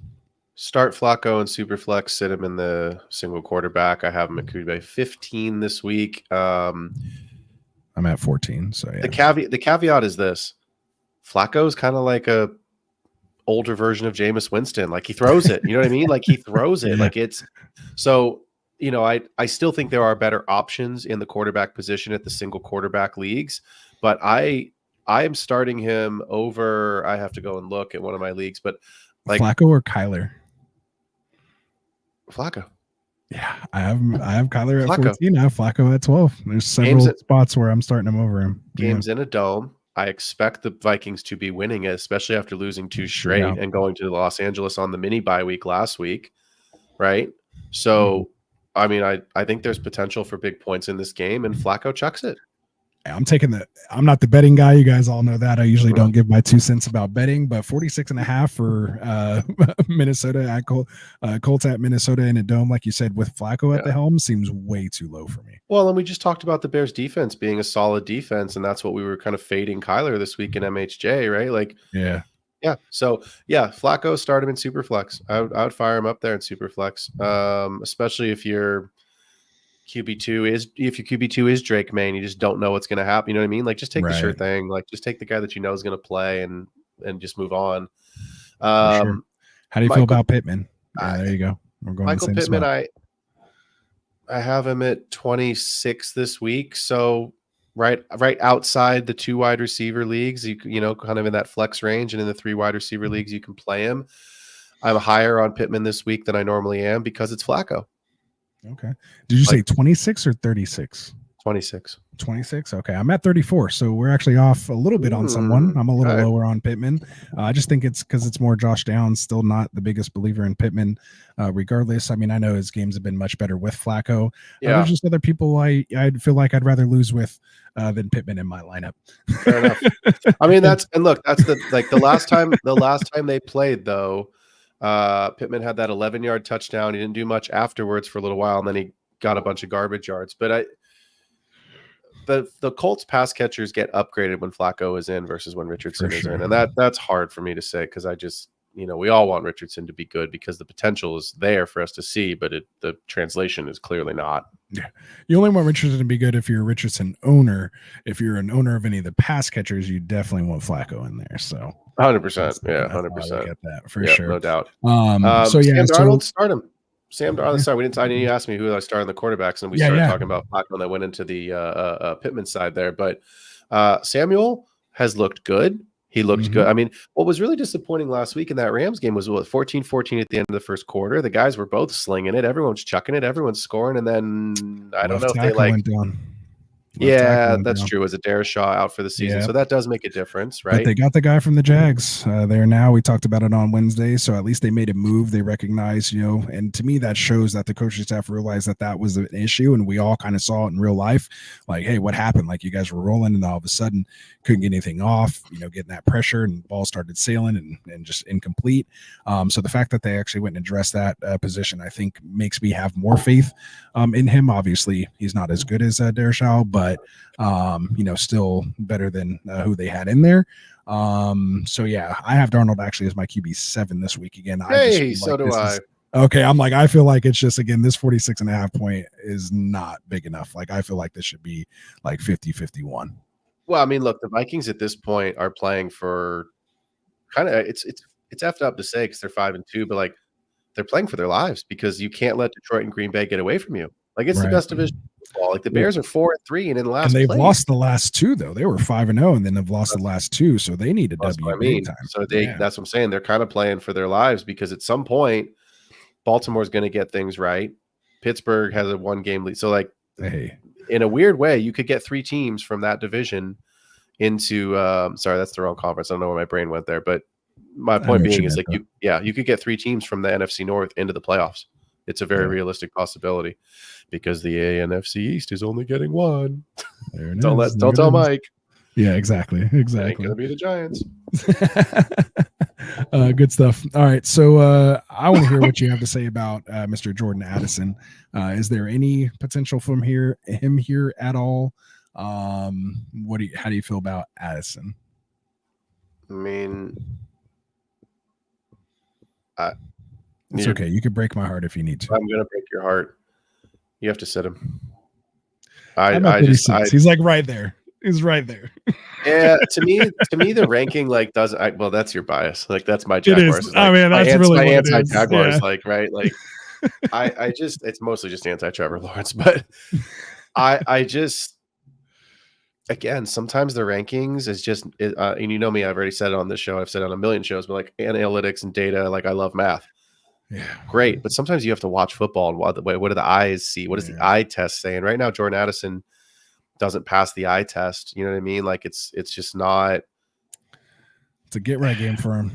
It is, and sure, and like, and I get it. Like the Colts aren't great. Like the Colts are not, but he's only done bad in these last 2 losses is kind of how I feel. And then obviously he was out for a couple games dealing with that ankle. I think that kind of derailed him. He might have came back a little early, even with that game where he did have the 2 touchdowns.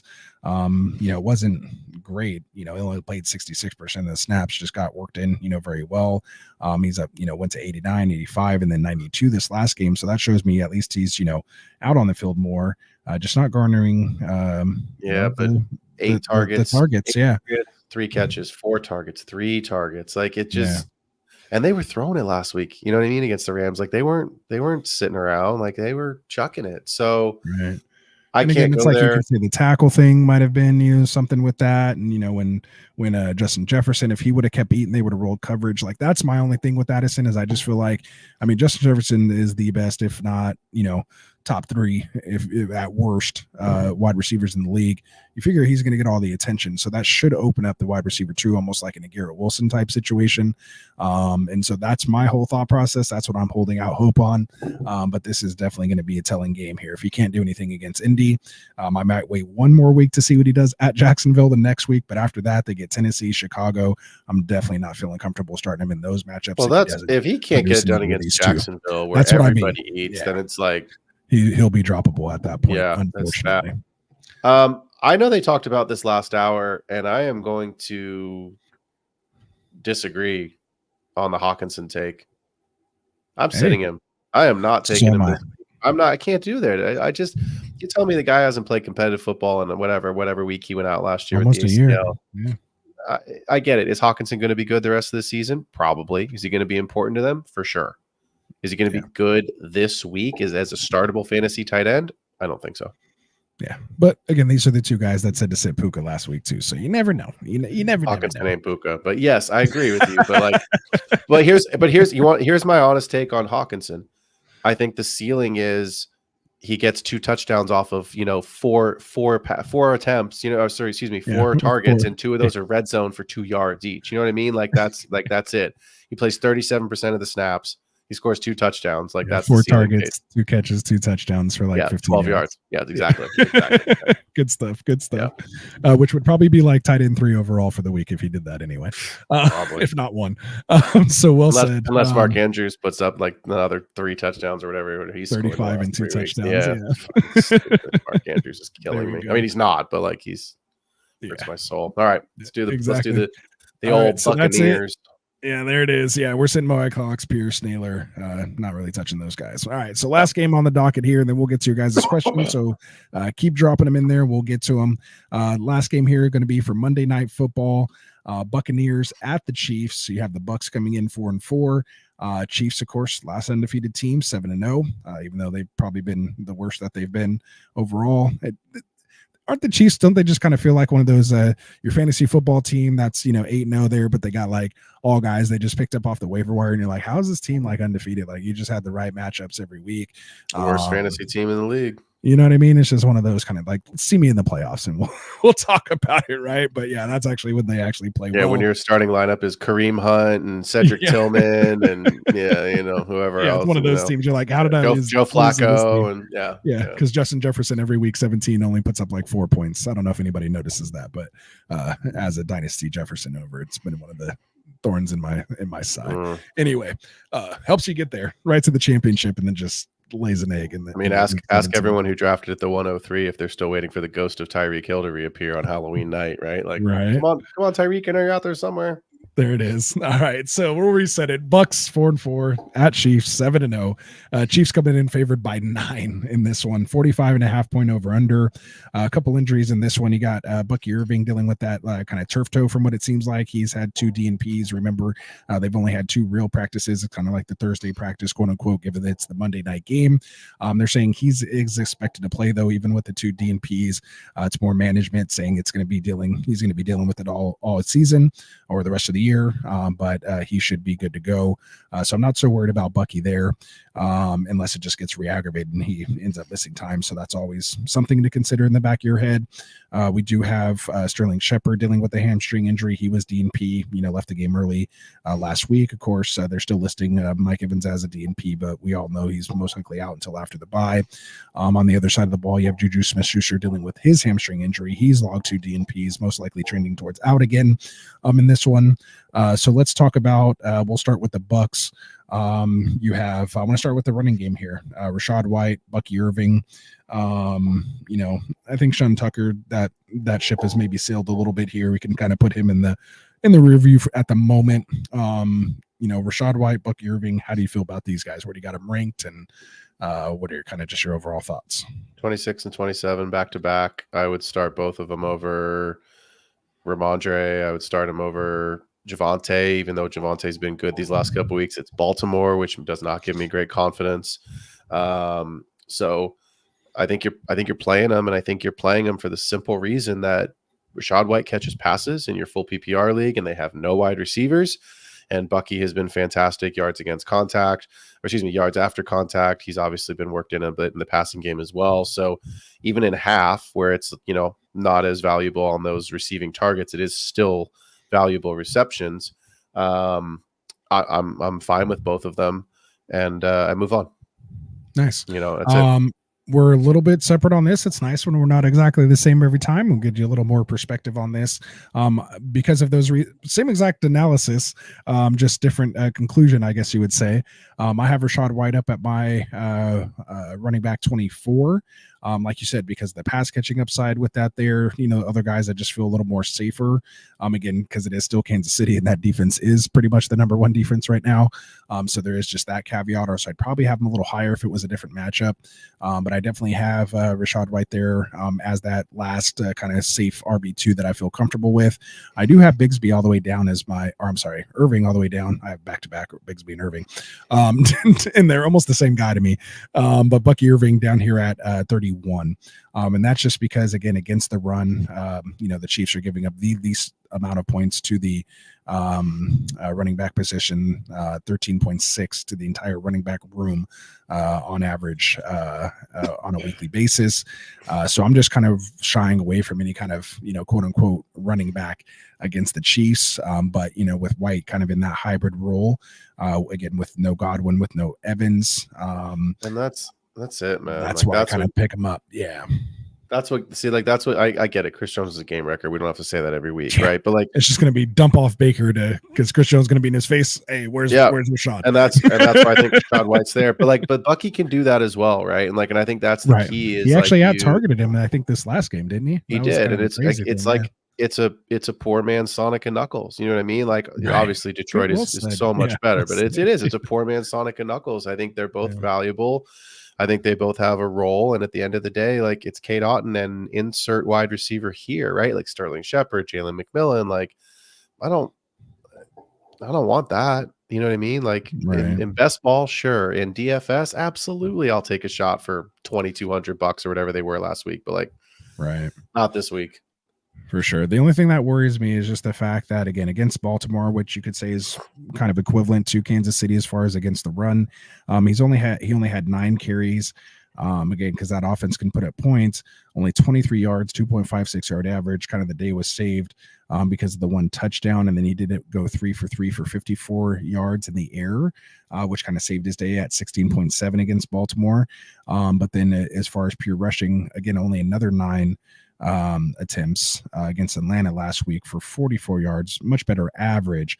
But again, did see 7 targets for 40 yards. So again, we all know Baker's that check down king. Whatever running back's on the field, if it's a pass play, there's a good chance he might get the ball, whoever's there. And Number one in the NFL. Exactly. So there we go. Well said there. Let's talk about the quarterbacks, Baker and Mahomes in this game. Let's start with Baker. I'm sure you have him kind of down compared to where, he used to be. I have him as QB 17. I have Mahomes as QB 8.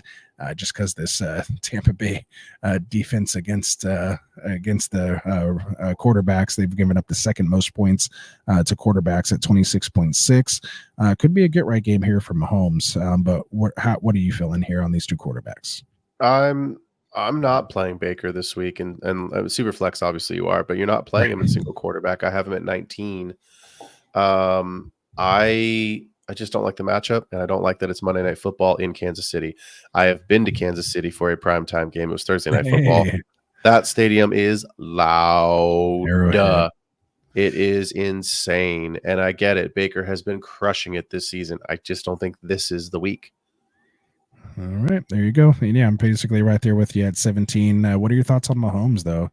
I mean, I have him all the way up at 8. I could see getting myself moving him maybe behind Love, Geno, and Stafford, but it could be a get right game for him. I don't know. Where do I have him? I have him at 11. Wow, okay. Really? I feel like I want to move him back around there too, though. Yeah, but I didn't realize I had him that low. Second most points against quarterbacks, and it's Mahomes. Well, and look, it's Vita Vea is a run stuffer, and they don't have a great. I mean, Kareem Hunt's been great. I don't know if this is going to be the best Kareem. I do think Kareem Hunt can still score a touchdown. I just don't know if there's going to be a big yardage day. Right. Todd Bowles loves to blitz. I think they blitz at like the 3rd or 4th highest rate in the NFL. Vita Vea is a run stuffer. I do think it's an interesting.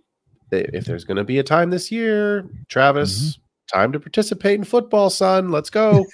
You and Taylor can do things later, but time to participate. So I do think this could be a Kelsey game because they got to get the ball out quick. And you know how I feel about Xavier Worthy, so we can move on from that. Move on from that for sure. And just because against the Raiders last week, and we all know, Mahomes kind of sticks it to the Raiders a little bit there. He loves competing with Max Crosby. We all saw that kind of happen in the quarterbacks series on Netflix. Did you forget to put? I didn't even see Kelsey on the sheet. Did you just not put him on here? Oh yeah, he should be in that must start area. Yeah. Okay, I was like, wait, are you having some? You and him have some beef or what? Like you got a little, he burned you last week or something. When I see Mahomes, Kelsey's just there, you're starting Kelsey if you got him. You're not getting cute there. And especially, again, both of them, Kelsey and Mahomes, kind of had almost a little bit of a blast for the pass last week. So you do like to see that. So yeah, I'm definitely starting Kelsey. And like I said, I have Mahomes at 8, again, coming off his first 20+ point game in a while. I think leading back to last year against the Raiders, and again, seeing if not a better matchup here against Tampa Bay. I just feel like, there's an opportunity for him to get a little get right. And they got to start kind of getting their stuff together here, heading into the, back half of the season. So I think they're done practicing. They got to, let's put some points on the board. So let's talk about this wide receiver core. You already said Worthy. You already know how you feel. You have him as a sit. I do too. But let's talk about this new addition in DeAndre Hopkins. And this is also another reason why I feel like Mahomes can do much better. Hopkins, of course, been there. The newness, maybe the honeymoon period's over. He's ready, rolled the sleeves up, trying to get to work over there, building some rapport with Mahomes. What do you think here with DeAndre Hopkins? Do you have him as a sit this week? Or I have him and Worthy back-to-back 38 and 39 in the rankings. I have them both as sits. What was Kelsey last week? 10 for 12? Something like that, yeah. 10 for 12. I know he was 10 for 12 with a touchdown. I don't remember the yardage. I'll look it up real quick. But I got you. Go ahead. I think my point is that last week Hopkins 90 yards. Okay. So Hopkins last week was 3 targets, 2 receptions. I'm not concerned about that. It was his first Right. week there. I think he got off the plane on like Tuesday night, like the Wednesday night, like no big deal. 32% snap share. Fine. No big deal.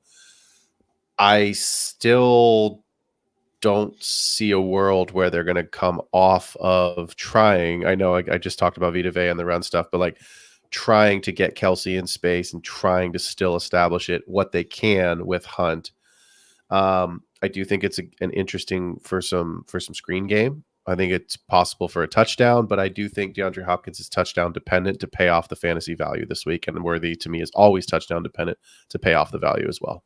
And as that X receiver, I mean, that's what Hopkins is known for, that red zone target, big bodied, sure hands, and again, with Mahomes, who can basically walk it and place it to him where he needs to, with that type of arm talent, how does this not eventually start to work? So, but like you said, I am a little reserved as well. I have Maz Hopkins as my wide receiver 31 this week. And I do have a Worthy down at 37 for what it's worth. As far as the other guys here, Otten, I feel like we're both starting kind of again coming off that week last week.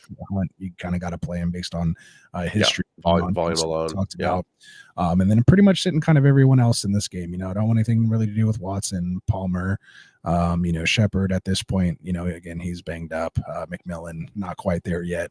Interested to see what happens. Then, of course, Tucker, I mentioned, as I said earlier.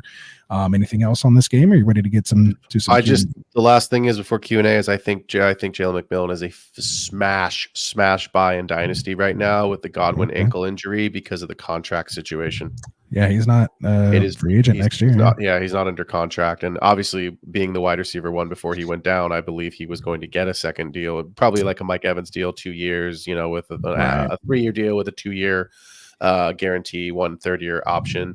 But now he's going to miss half a year next year at least. Exactly my point. So I think Jalen McMillan is a smash buy in Dynasty because Baker is under contract and so is Mike Evans, and they need a second receiver in that group. So go trade for Jalen McMillan. Yeah, he's going to get all the offseason reps, So he should go trade for Jalen McMillan in Dynasty. For sure. Well said. All right, so that wraps up our games of the week here, our start sit for week 9. So we will get to your Q&A now. So if you do have questions, make sure you drop them in the chat. We'll kind of get to as many as we can here. So we'll scroll back up to the top. So let's start here with, before we do, got to tell you guys who's sponsoring our live Q&A segment, and that's going to be our boys over at TrophySmack.com. So for those who don't know, really there's no other better way to kind of celebrate your championship than having one of these awesome rings, or maybe a Kirk Cousins chain. They have the customizable belts, or just if you want to go old school with a regular trophy. One of my favorites, of course, is the customizable ring like this. So make sure you're hitting that like and subscribe button for us, because we will give another one out. It'll just say 2,000 subscribers. So make sure you guys are hitting that like and subscribe button for us. But yeah, make sure you go check out TrophySmack.com. The link's down in the description. They have a ton of different, customizable items to take your league to the next level. So again, make sure you guys check them out. Use that promo code GetRight at checkout, and that helps support the channel. So more importantly, though, you have something awesome to have when you take down your league. So within arm's reach here, I have my nice ring here, and comes in an amazing box. And I mean, I can't complain about this thing. So take a look at that in there, wherever you got to put it on the camera. There you go. There you go. I'm like, all off right there. I could do a better job with that next time, but nice keepsake for you guys to commemorate your W. Because it takes a lot of work, man, to bring home a championship. So it's nice to have the hardware to go with it. My belts are a little too far to reach over there, so I'll let those go. Give you that go gadget arm. Exactly. All right, man. So let's get to some of this live Q&A. Let's see here. I think I have a banner for that. So live Q&A. So we'll scroll back up to the top. Our first question of the night came from our boy Smokey the Cat. Hopefully you're still watching us here. So he says, "What's up, guys? Last week was tight end day. Was a day. His TD parlay, he had Kincaid, Kittle, Njoku, Otten, Pitts, and Laporta. So that's up your realm. I thought this was a question, but he was just gloating about hitting his parlay for National Tight Ends Day. So gloating, hit it. I mean, man, you know how hard I hit a 6-leg parlay last week. Ooh. You know how freaking hard that is to do. Hey, Like It is there's like literally, obviously, everything has to go right, but like literally. Yeah, it's not just that everything has to go right. It's like guys have to stay healthy. Like they got to get the targets, they got the touchdown. Like it is so hard to do that. So good job, Smokey the Cat. Hope it was a good payoff for you. for sure, for sure. The next question we have come in here was from Robert Mitchell. He says he needs a tight end with Goddard out. He can either go Gesicki versus Las Vegas, Taysom Hill versus who's Carolina. Oh, Carolina Panthers. Carolina. Or Calcaterra against the Jags. Which way are you leaning here? So my mind says Taysom Hill obviously gives you the highest ceiling and the lowest floor. So if you can live with the volatility, yeah, no Jamal Williams, no Jamal Kendra Williams, Miller. no Kendry Miller, no Rashid Shaheed. Derek Carr supposedly is going to play. It says it's okay, right? So like my Calcaterra, because it's the Jaguars, like I get it, but like play him in DFS. No T. Higgins this week. No Chase Brown this week. So I do think this is an interesting Gesicki play against the Raiders, who are, sorry, Raiders fans, not great. I'm not The sorry. game is well. Put that out there. We got to be. We can't. I mean, we can be homers. We got our Niners stuff, but like if our boy Joe Ortiz is out here, we gotta be respectful of the subscribers, bro. They come to the show too. So all right. You can do you. I'm gonna say, all right. Anyway, my point being is that you keep the viewers. Yeah. Come on over. If you're not liked and subscribed to the Extra Point, what are y'all doing? Like, get over there, man. So let's put that in the chat here. It's popping in the bottom of the chat. Scroll down to the bottom. I think it's Gesicki, just simply because no T. Higgins, no Zach Moss. Obviously, it should on paper be a big Jamar Chase week. I think Chase Brown can find the end zone, but those extra targets got to go somewhere, and the Raiders suck. So let's go with Gesicki here this week. Yeah, the only thing you're worried about is if it just gets out of hand and it's just a Chase Brown type game. Which version of the Bengals is going to show up? Yeah, you never know. Is it going to be the Ravens Bengals, or is it going to be the Bengals who freaking, the first 3 weeks scored like 6 points? You know what I mean? Like it was sure. Yeah, I'm right there with you. Gesicki coming off that 7-catch, 8-target, 73-yard game, 15.8 points. That is in a tight end premium, though. So take a little bit off that, but still not bad. Still. Yeah. All right. So we'll move on here. Jonathan Russell says, if you're doing questions, which we are, and I think I mentioned it earlier, and we kind of gave him the quick take based on our rankings that we have on getrightff.com. If you guys just want our rankings, you can go there. But let's go in a little more depth here for Jonathan. James Conner or Nick Chubb this week? James Conner. Yeah, I'm pretty much there too. Connor's been great, man. I mean, he's been the most consistent Cardinal. He's been great. I just wanted to see really quickly. Yeah, he's going up against Chicago. Yeah, I mean, look, you don't get to play, the Panthers and the Jaguars and every week, right? Like, so, but look, I mean, he's had 2 games this season where he has not gotten to double-digit fantasy points in all formats. And he's RB 13 in full PPR right now. So yeah, give me Conner. Healthy. And healthy. Yeah, well, for sure. Well, now we just fucked him, man. Now we've just sent him to IR. Yeah. Hey, I don't mind. My Trey Benson shares. Your Trey Benson shares will be happy too. So maybe there was a little intention behind that comment. Little announcer's jinx. Me and Trey Benson are in we're in a lover's tiff at the moment. So he's dangling on that drop or do not drop. That's the question, right? So there we go. So appreciate it, Jonathan. Hopefully hit that like and subscribe button for us, man, and we'll continue on here with our live Q&A. We have George in the house, no stranger here to the Get Right Fantasy Network. He says, hey guys, need your help. He's looking to start 2 wide receivers and a flex. It's non-PPR standard. Love it. Assuming all play. I like that assumption. BTJ, DJ Moore, Amari Cooper, Hopkins, JSN, McMillan, Waddle, and then he has Bucky or Bigsby for that flex position. So let's start with the 2 wide receivers first at a BTJ, DJ Moore, Amari Cooper, Hopkins, JSN, and McMillan, and Waddle. Which 2 are you starting out of those guys? BTJ is the easy one. For sure. I'm there with you too. No question. Standard league, so I'm looking for touchdowns, which means as much as I like JSN with no Metcalf, I do think KW3 gets the work. So I think he's a process of elimination. He's out. McMillan is certainly out.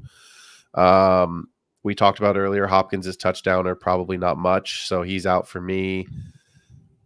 I would probably lean DJ Moore because I think him and Caleb went and had a maybe a breakfast sandwich and a Breakfast coffee, club. maybe like a breakfast club, or they maybe went for like a stroll around the lake this week and held hands and talked about their feelings. Like DJ Moore should have gone over to Caleb and said, WTF, dude, give me the effing ball. So I would lean DJ Moore and BTJ, but I'm okay if you want to play Cooper, assuming Cooper does play, because I think he is carrying a tag and DJ Moore is not right now. So Right. I'll flip this real quick, though. If BTJ is out, which is possible, and I also think it's possible that he's not fully Cooper healthy if he might be does out. go, then I would play DJ Moore, and I would take your shot on Hopkins or Waddle getting the touchdown. That's kind of where I was at. I was leaning more Hopkins than Waddle. I think they try to find, the new trade acquisition, second weekend there, like you said, to get his full first week of practice. He knows where to park. He knows where the showers are. Got a little bit of that kind of stuff, behind him, met everyone in the building, met the trainers, all that kind of stuff. You think he met Taylor? Maybe. I would assume so. That was probably one of the first things you asked for, right? When you get traded over, they're like, hey, let me say hi. Could she sign something for my daughter or my son or someone, right? Yeah. But yeah, man, we get a picture. But yeah, so I'm right there with you. I think DJ Moore is where I'm going there, opposite of BTJ. Again, we talked about Arizona giving up the 10th most points to the wide receiver position at this point. And we've seen Moore do it, so I'll lean that way. Eric said, what's up here? We got Tyler saying Coleman or Reed. Jaden Reed. Yeah, I'm going Reed too. Lunch Table Legend. Again, hit that like and subscribe button for us. Says, got a must win game. It's 12 team, full PPR, 2 flex. Appreciate it when you give us that extra info there. Started Brees and got him 10 points, which was dumb. I agree. Pick 5, and he had that first initial drop. I knew as soon as he had that first drop where he turned and hit him right off the face mask or whatever, I was like, oh, this is gonna be a long night. It was a bad matchup, even without. Will Anderson obviously was started the game and then went out. It wasn't like he was ruled out, but it wasn't a good matchup, man. I can't believe I don't even want to talk about it. I can't believe they lost that fucking game. Yeah, that was crazy.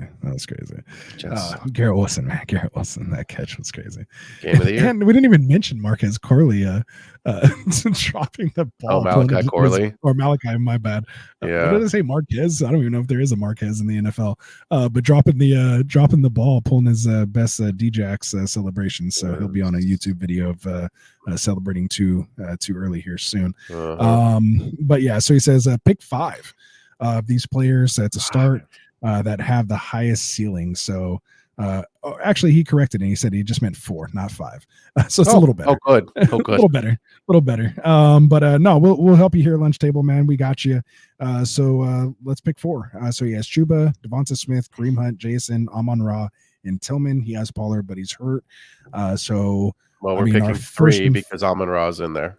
Right. So yeah, so Amon-Ra, he's a definite start there, no problem.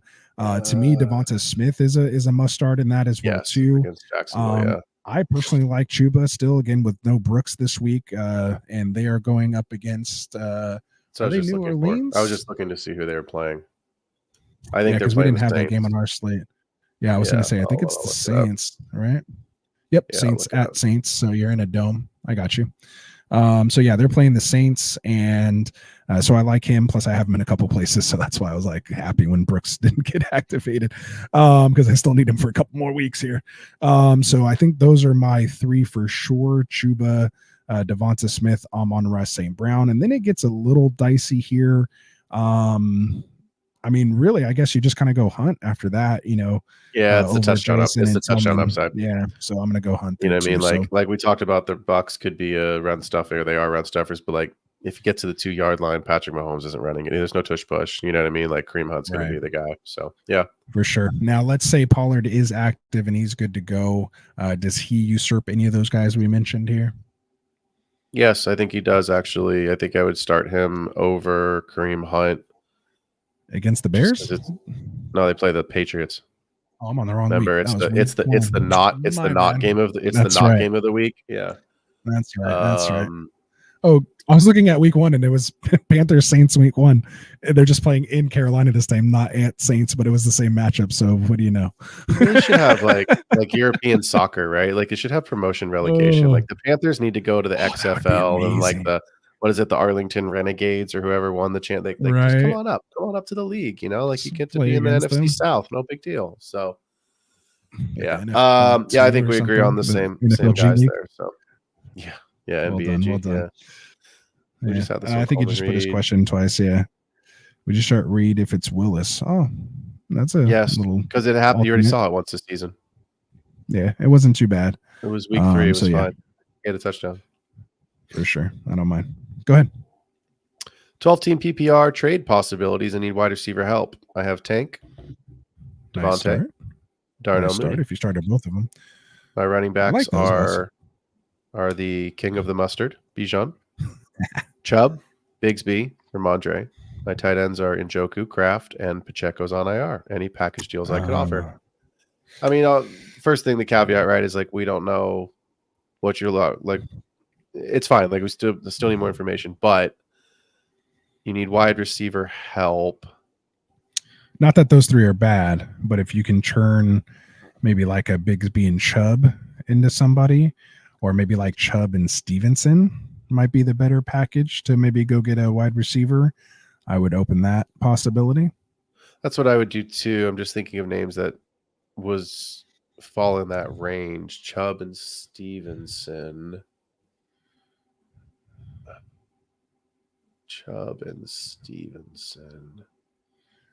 I mean, can you get a BTJ for Chubb and Stevenson? I don't know. I'd rather BTJ. I mean, not for you and I, but maybe like your. I was thinking about Lad McConkey.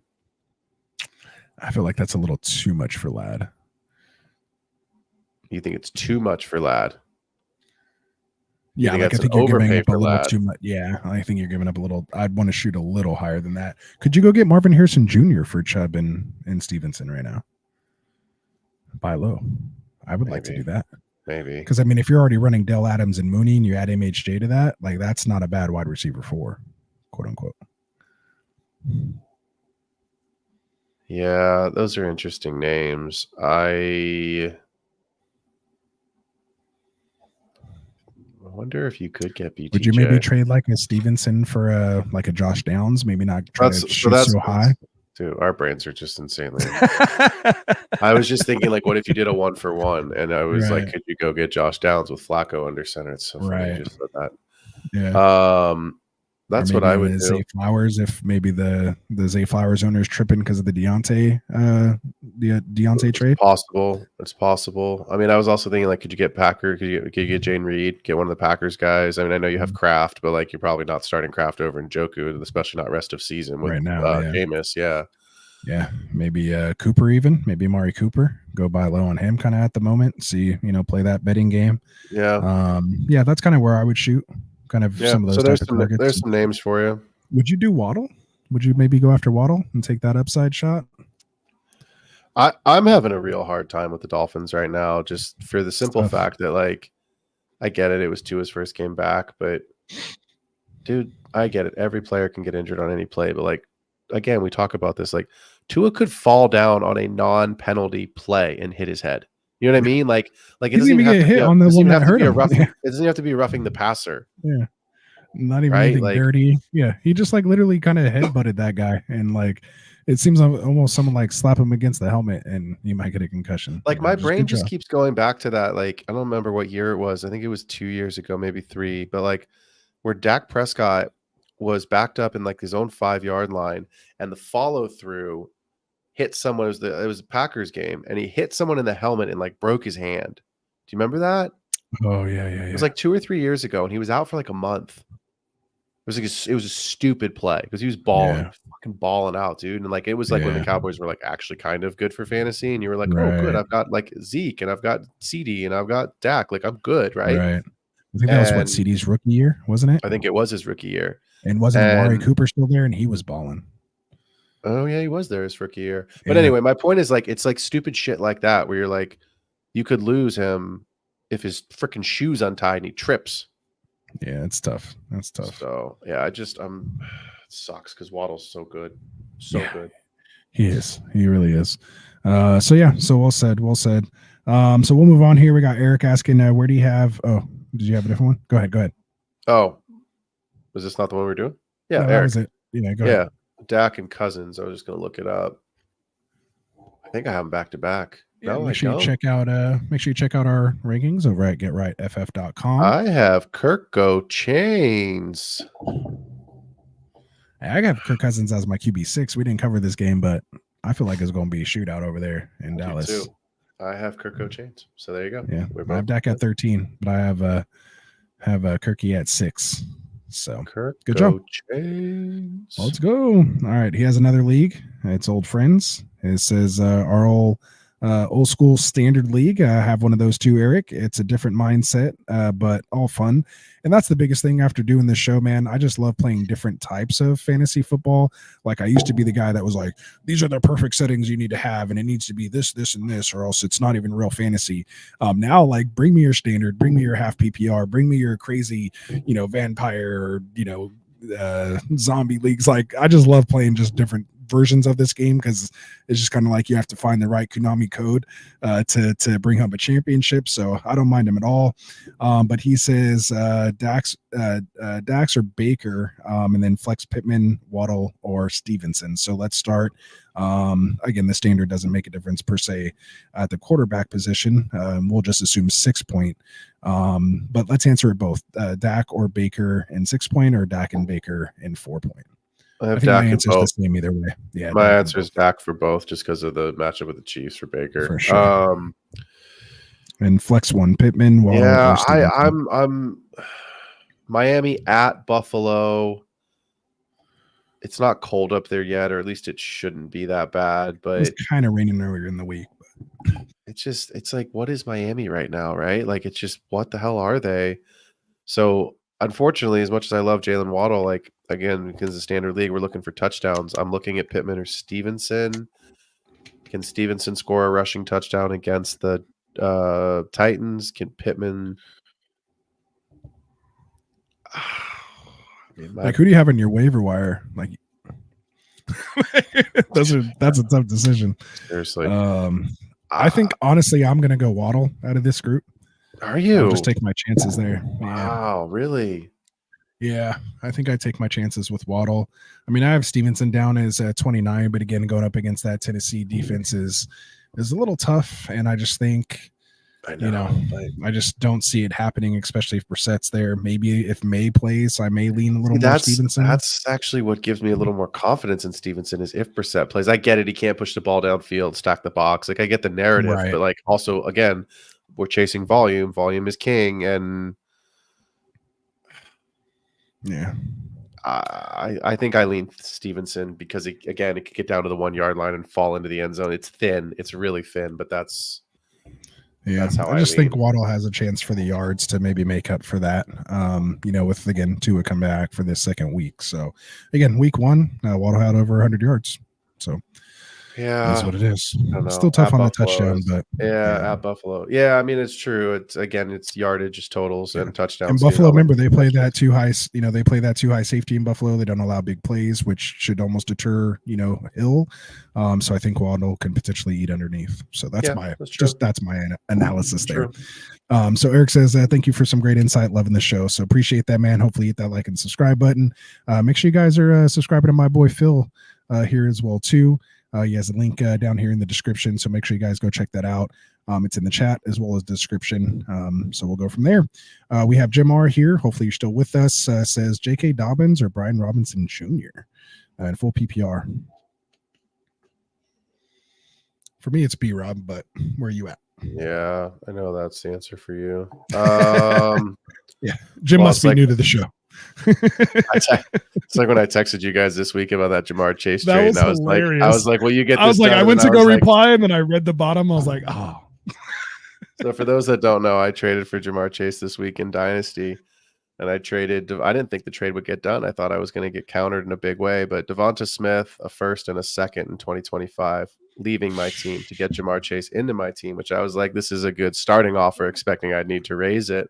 Right. Trade got done, but I texted the boys in the group chat and I was like, which side would you rather have?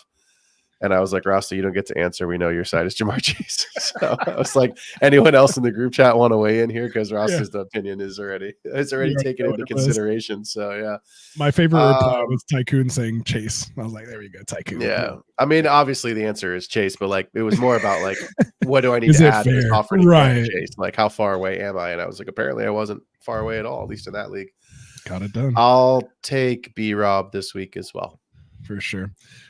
So just to put it in context, I do have B-Rob as my RB 14 going up against the New York Giants. In the Giants, where they can't even throw a touchdown for Daniel Jones, hasn't thrown one, or I think maybe one all year. Gross. So that could get out of hand very quickly. So it'd be nice BRJ salt away game, and then have J.K. Dobbins down at RB 22 going up against this Cleveland defense. Not too bad, but a little bit of a gap there for me. We have Shades 721 here saying Tua or Caleb. Caleb. I think I have Tua ahead, man. I tend to think that I'm just afraid DeAndre Swift is just going to kind of run away with it, and they may not have to do anything. Caleb may not have to do anything. Maybe. I think it's a closer game than people. I think the Bears win it. I said that earlier in the show. I think the Bears win the game, but also like, as a Niners fan, I hope that. I mean, you're a Niners fan too, but let's hope that happens. Well, we always do. But like, there's just something about Miami going to Buffalo that bothers me. It always does. You know what I mean? Like, it's so.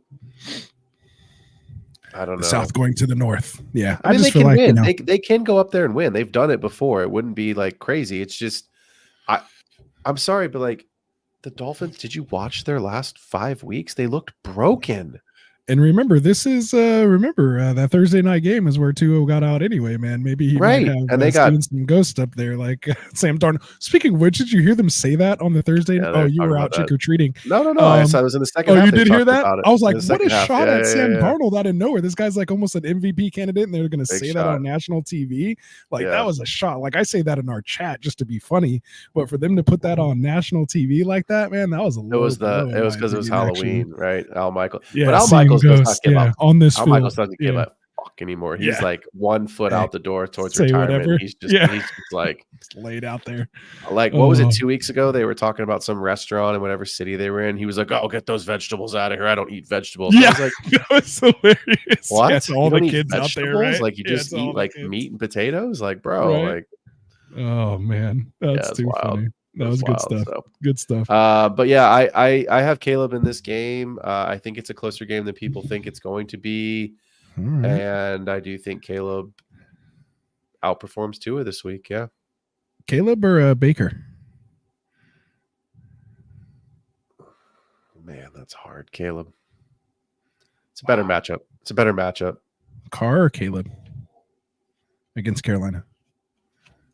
Carr against Carolina or Caleb? Caleb. Carr's just I get it, it's Carolina, but like that's the only reason why it's also Derek Carr. So like let's Bo Nix or Caleb. Bo Nix or Caleb. Bo Nix. Wow. See, I have all those guys ahead of Caleb, so interesting. Oh, wait, no. Nix has Baltimore at Baltimore. Yeah. I just only because I think it's going to be a shootout. To move Caleb up in my rankings this week. So I think you apparently are. I'm pretty high on Caleb. I didn't think I was, but I like playing that game. So I actually had Stroud down at 22 this week behind Caleb. So I feel a little proud about that. He didn't have a great game. All right. Eric says, no, not really.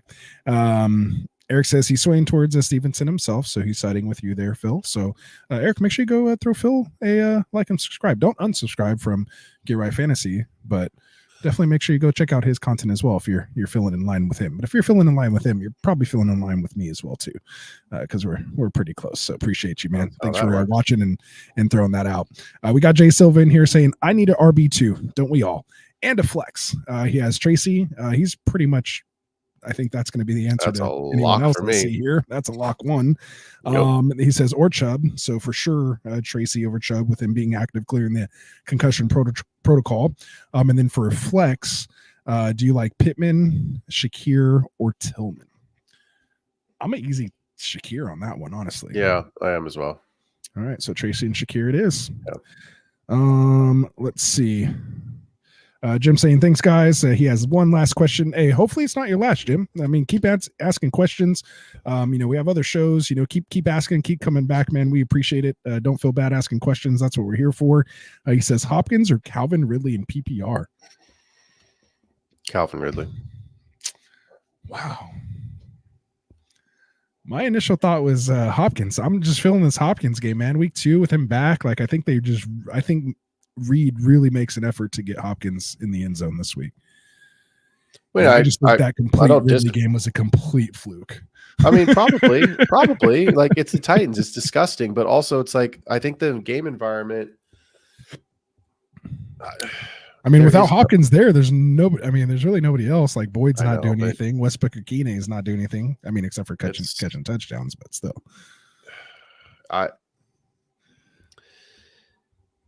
Yeah, maybe it's Hopkins. I mean, I said it earlier. I said it 20, 30 minutes ago. I was like, no, you did. If Hopkins scores a touchdown, that's how he gets you there if you're going to play him. Like, if he doesn't, you're going to get 4 points and you're going to be pissed off. Yeah, like 4 for 40 or something weird. Yeah, that's what I mean. Like, you're just not going. If he doesn't score a touchdown, you're not going to be happy. It's the same reason you trade Xavier Worthy every week. If Xavier Worthy scores a touchdown, you're happy. Right. Like, there's just certain, like Gibbs. Gibbs doesn't have to score a touchdown to still have a good fantasy week. Ooh, that's interesting. Maybe I got to re-rank myself because actually I have Ridley at 28 and I have Hopkins at 31. Yeah, going up against New England. He might get that. Who is it over there? I think I called him Chris Rodriguez. I don't even think he's on that team. Who's Gonzalez? That's who I'm thinking of. I keep calling him Chris. I don't even know who Chris Rodriguez is. He doesn't even play for like Washington. Gosh. See, I need to step up my IDP game over here. Who was it again? Something Gonzalez? Christian Gonzalez? He's Colombian. He had that dope jacket and he just opened it up with the Colombian flag. Is he the Colombian or Venezuelan? Excuse me. I thought he was Colombian. Let me look it up. Okay. Well, there Christian you go. Gonzalez. I mean, he's been somewhat of a shutdown. Seems to be shadowing. I actually just made the move right now. I just moved Hopkins to 28 and I moved Ridley behind Cooper, behind Dobbs down to 31. So basically I just swapped them. So I'm leaning Hopkins. I'm going to lean into it there, Jim. You just made me switch my rankings, Jim. Welcome to Get Right Fantasy, man. Why we do these this shows, is what we do this, man. This is what we do it for. Christian Gonzalez, I was correct. He is Colombian. We got to get the right there you go. The right country. Well said. Well said. All right. So Jay Silva saying PPR. Oh no, we already answered that one. He said thanks, guys. Yeah, there we go. He said Chuba Hubbard, not Chubbs, like not Nick Chubb. Oh, so Tyrone Tracy Jr. or Chuba Hubbard. Ooh, that's okay. Well, I'll tell you what. I would play both of them because you needed a flex. Yeah, I don't like playing a running back in the flex in a full PPR league, but the volume for Chuba is guaranteed, and Tracy's been fantastic, and Shakir's in a time. I mean, like, there's ways it can go wrong for all three of those receivers. What were the receivers? Pittman, Shakir, and Hopkins. Tillman. Oh yeah, there's ways it can go wrong for all three of those guys. For sure. Yeah, I like the safeness with Hubbard and Tracy if you have that opportunity as well. I literally have them back to back at RB 16 with Hubbard, and Tracy's at 17. And I might move him up a little more, but I mean, I have Chase Brown at, like I said, there's so many guys in this like 13 to like 23 range that I feel like are basically the same guy and have the same upside or floor. Well, he adds in here, I'm worried about him. Brooks isn't playing this week, so you're good, dude. You don't have to worry about that. Jay Silva, he's not losing carries to Brooks. Yeah, not active. Yeah. That's it. It'll be his RB2. That's all she wrote. Reflex, Chuba, or Shakir. Yeah. So no, there we go. All right. So we're done. Not too bad. Just right under this 2-hour mark. So that's perfect. Perfect here. So Phil, I'm going to give you the full screen like we like to do here on Fridays. Tell the folks what you have going on your channel and how they can find you. Let's go. Support you. Let's go. You can catch me every Wednesday night at 6 p.m. The Extra Point. I will be live on YouTube. If you are more of an audio listener, you can go over to Spotify and Patreon. Support me over there. The Extra Point on both of those. I'm on Sleeper at P. Ruskin. I'm on X at P. Ruskin. I am a staff writer for Dynasty Pros Football. You can catch my written content over there. And then, of course, I'm here every Friday night with Rasta, holding it down. So the link is in the description, but jump on to youtube.com/the extra point FFB, hit that like and subscribe button. And then of course on Thursdays, I will also be doing my betting show. So DFS lineups, weekly picks, cash game picks, whatever you are into, it will be on the show. Underdog, higher or lower, of course, as a sponsor. Get those parlay cards lined up, and let's do what we all want to do and make some money. Let's go. Can't argue with that at all. So again, make sure you guys are tuning into him. The links are in the description. Make sure you hit that subscribe button for us here. Let's see. Jay Silva says, okay, guys, I like your logic. Why don't you like the running backs for flex? I've always felt that running backs volume made them a safer play. So you want to tackle this one, my guy? Yeah, I mean, look, at the end of the day, you're talking about most leagues being a half or a full PPR format, unless you've just got, unless you've got Gibbs, who's like a pass catcher, a guy like that, which you're not starting in this position anyway. You're looking for those extra bump up points. Most of the time when you're taking a flex player, you're talking about a guy that you don't feel confident in a wide receiver or a running back spot, who's going to have the higher upside.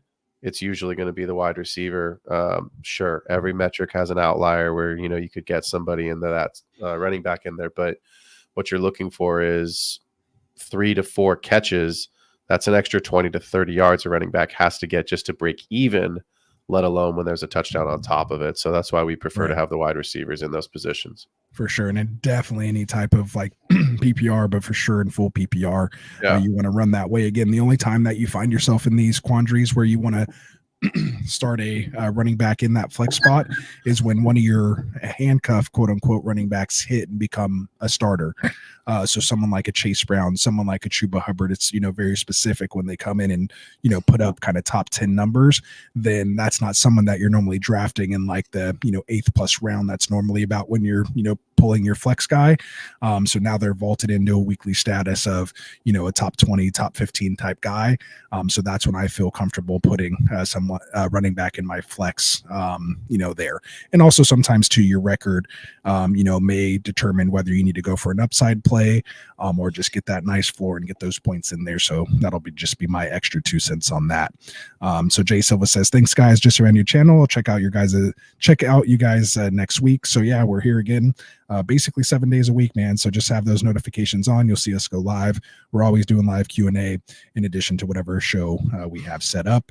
And again, we have our little show sheet here. You can hit the little what do they call that?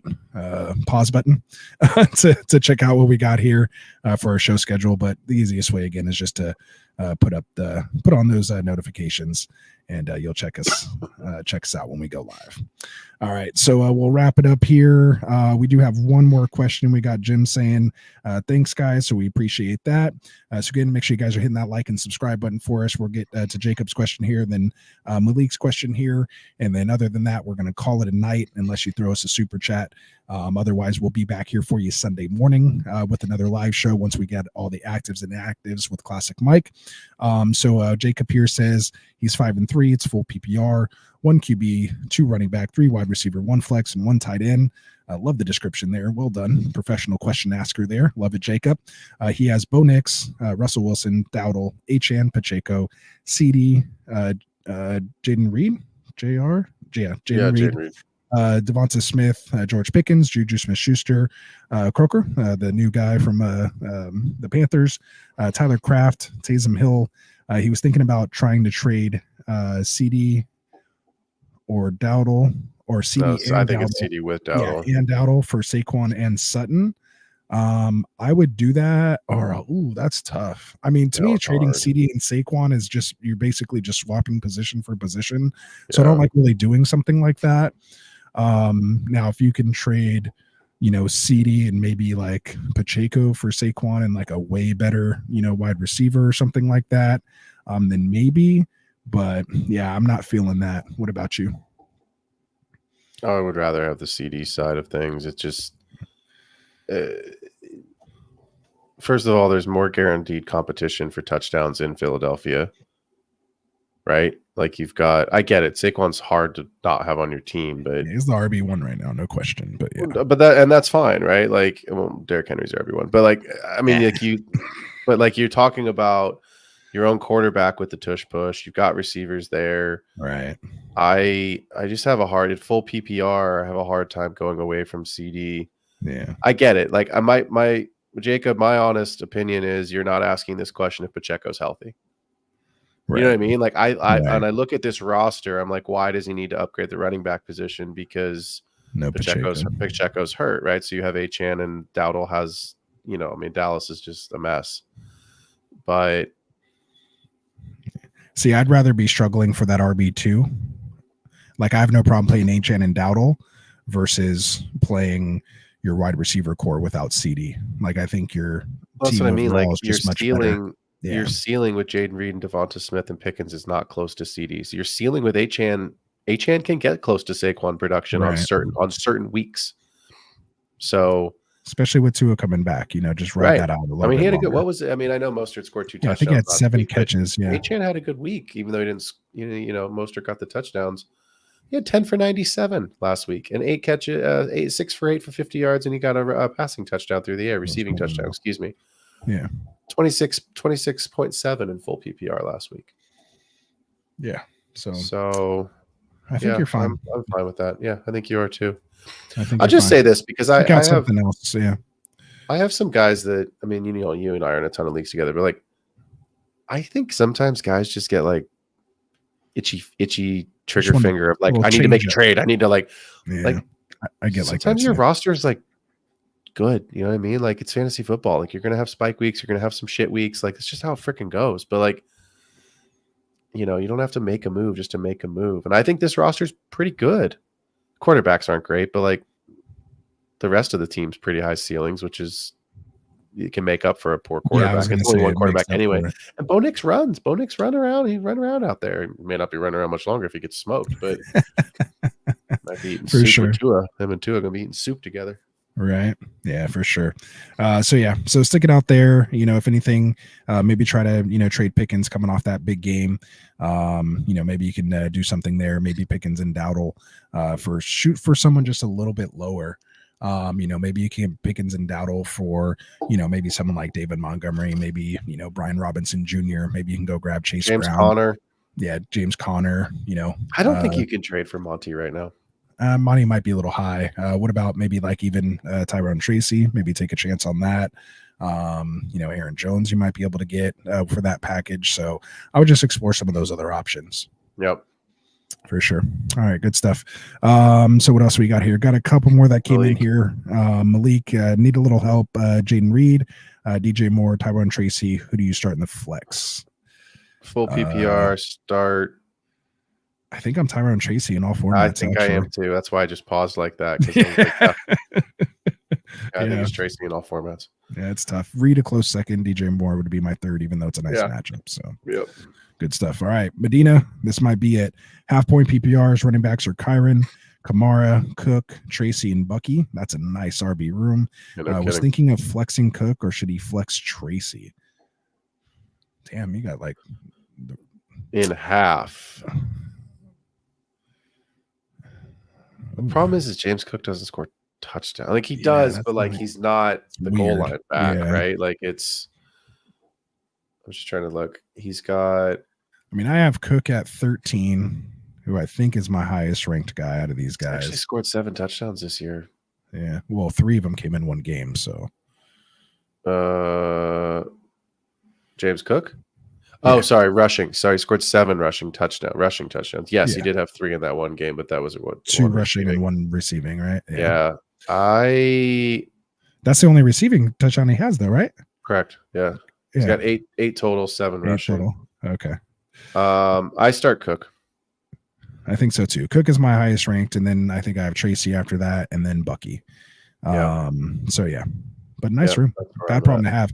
Try to trade some of those guys, man. Upgrade your wide receiver room. That's what I was just gonna say. Like I would actually package Tracy and Bucky, and I would go out and get a receiver. Yeah.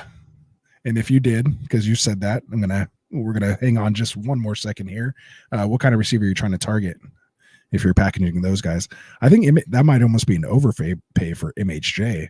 Like you might be able to get MHJ plus with that package. I mean, the way Tyrone Tracy's playing right now, you could. That's what I mean. Yeah. So like if you're looking to do something like that, who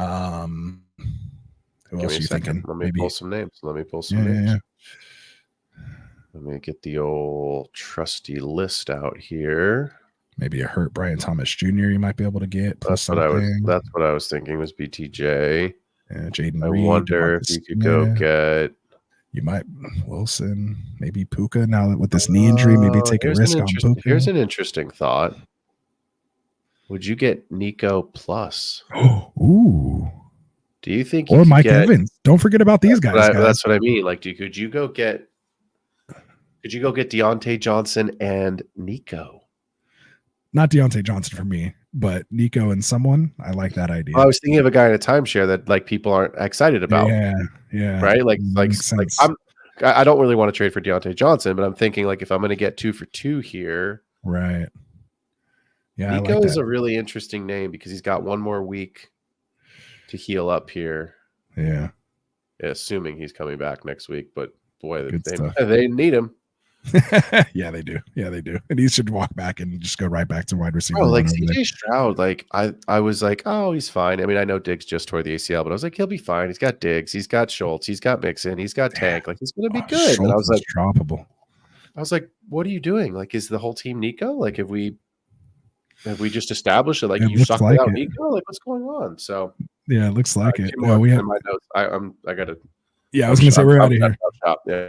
You're shutting down. All right. His current receivers are Amon Ra, Pickens, Downs, and Tillman. So definitely trade some of those running backs to upgrade your wide receivers for sure. For sure. Yeah, you got Amon Ra. I mean, I like Amon Ra and Downs, but other than that, yeah.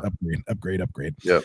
Last one, real quick. Philly kid, Zay Flowers or DK Metcalf rest of season. For me, DK Metcalf. DK Metcalf, yeah. All right. So we're out of here, guys. Medina said, thanks. Appreciate it, man. Make sure you guys are hitting that like and subscribe button. We'll be back here on Sunday with our active and inactive list. Again, we have shows every day of the week, so make sure you guys tune in. From all of us here at Get Right Fantasy Network, man, I'm Rasta. Got my boy Phil here, for our boy Tycoon, for Classic Mike, for Kendall, who were on earlier. Of course, Dustin and Frank, who you'll see here during the week. We're Get Right Fantasy Network, man. Tell your friends. Let's get those subscribers up to 2,000, guys. We appreciate it. Good luck here in week 9, unless you're playing me. Otherwise, we'll see you later. Or Phil. All right, guys. Peace out. Wanted to white fantasy is the play. Marking nothing, but I tune every Friday. Strategies provided.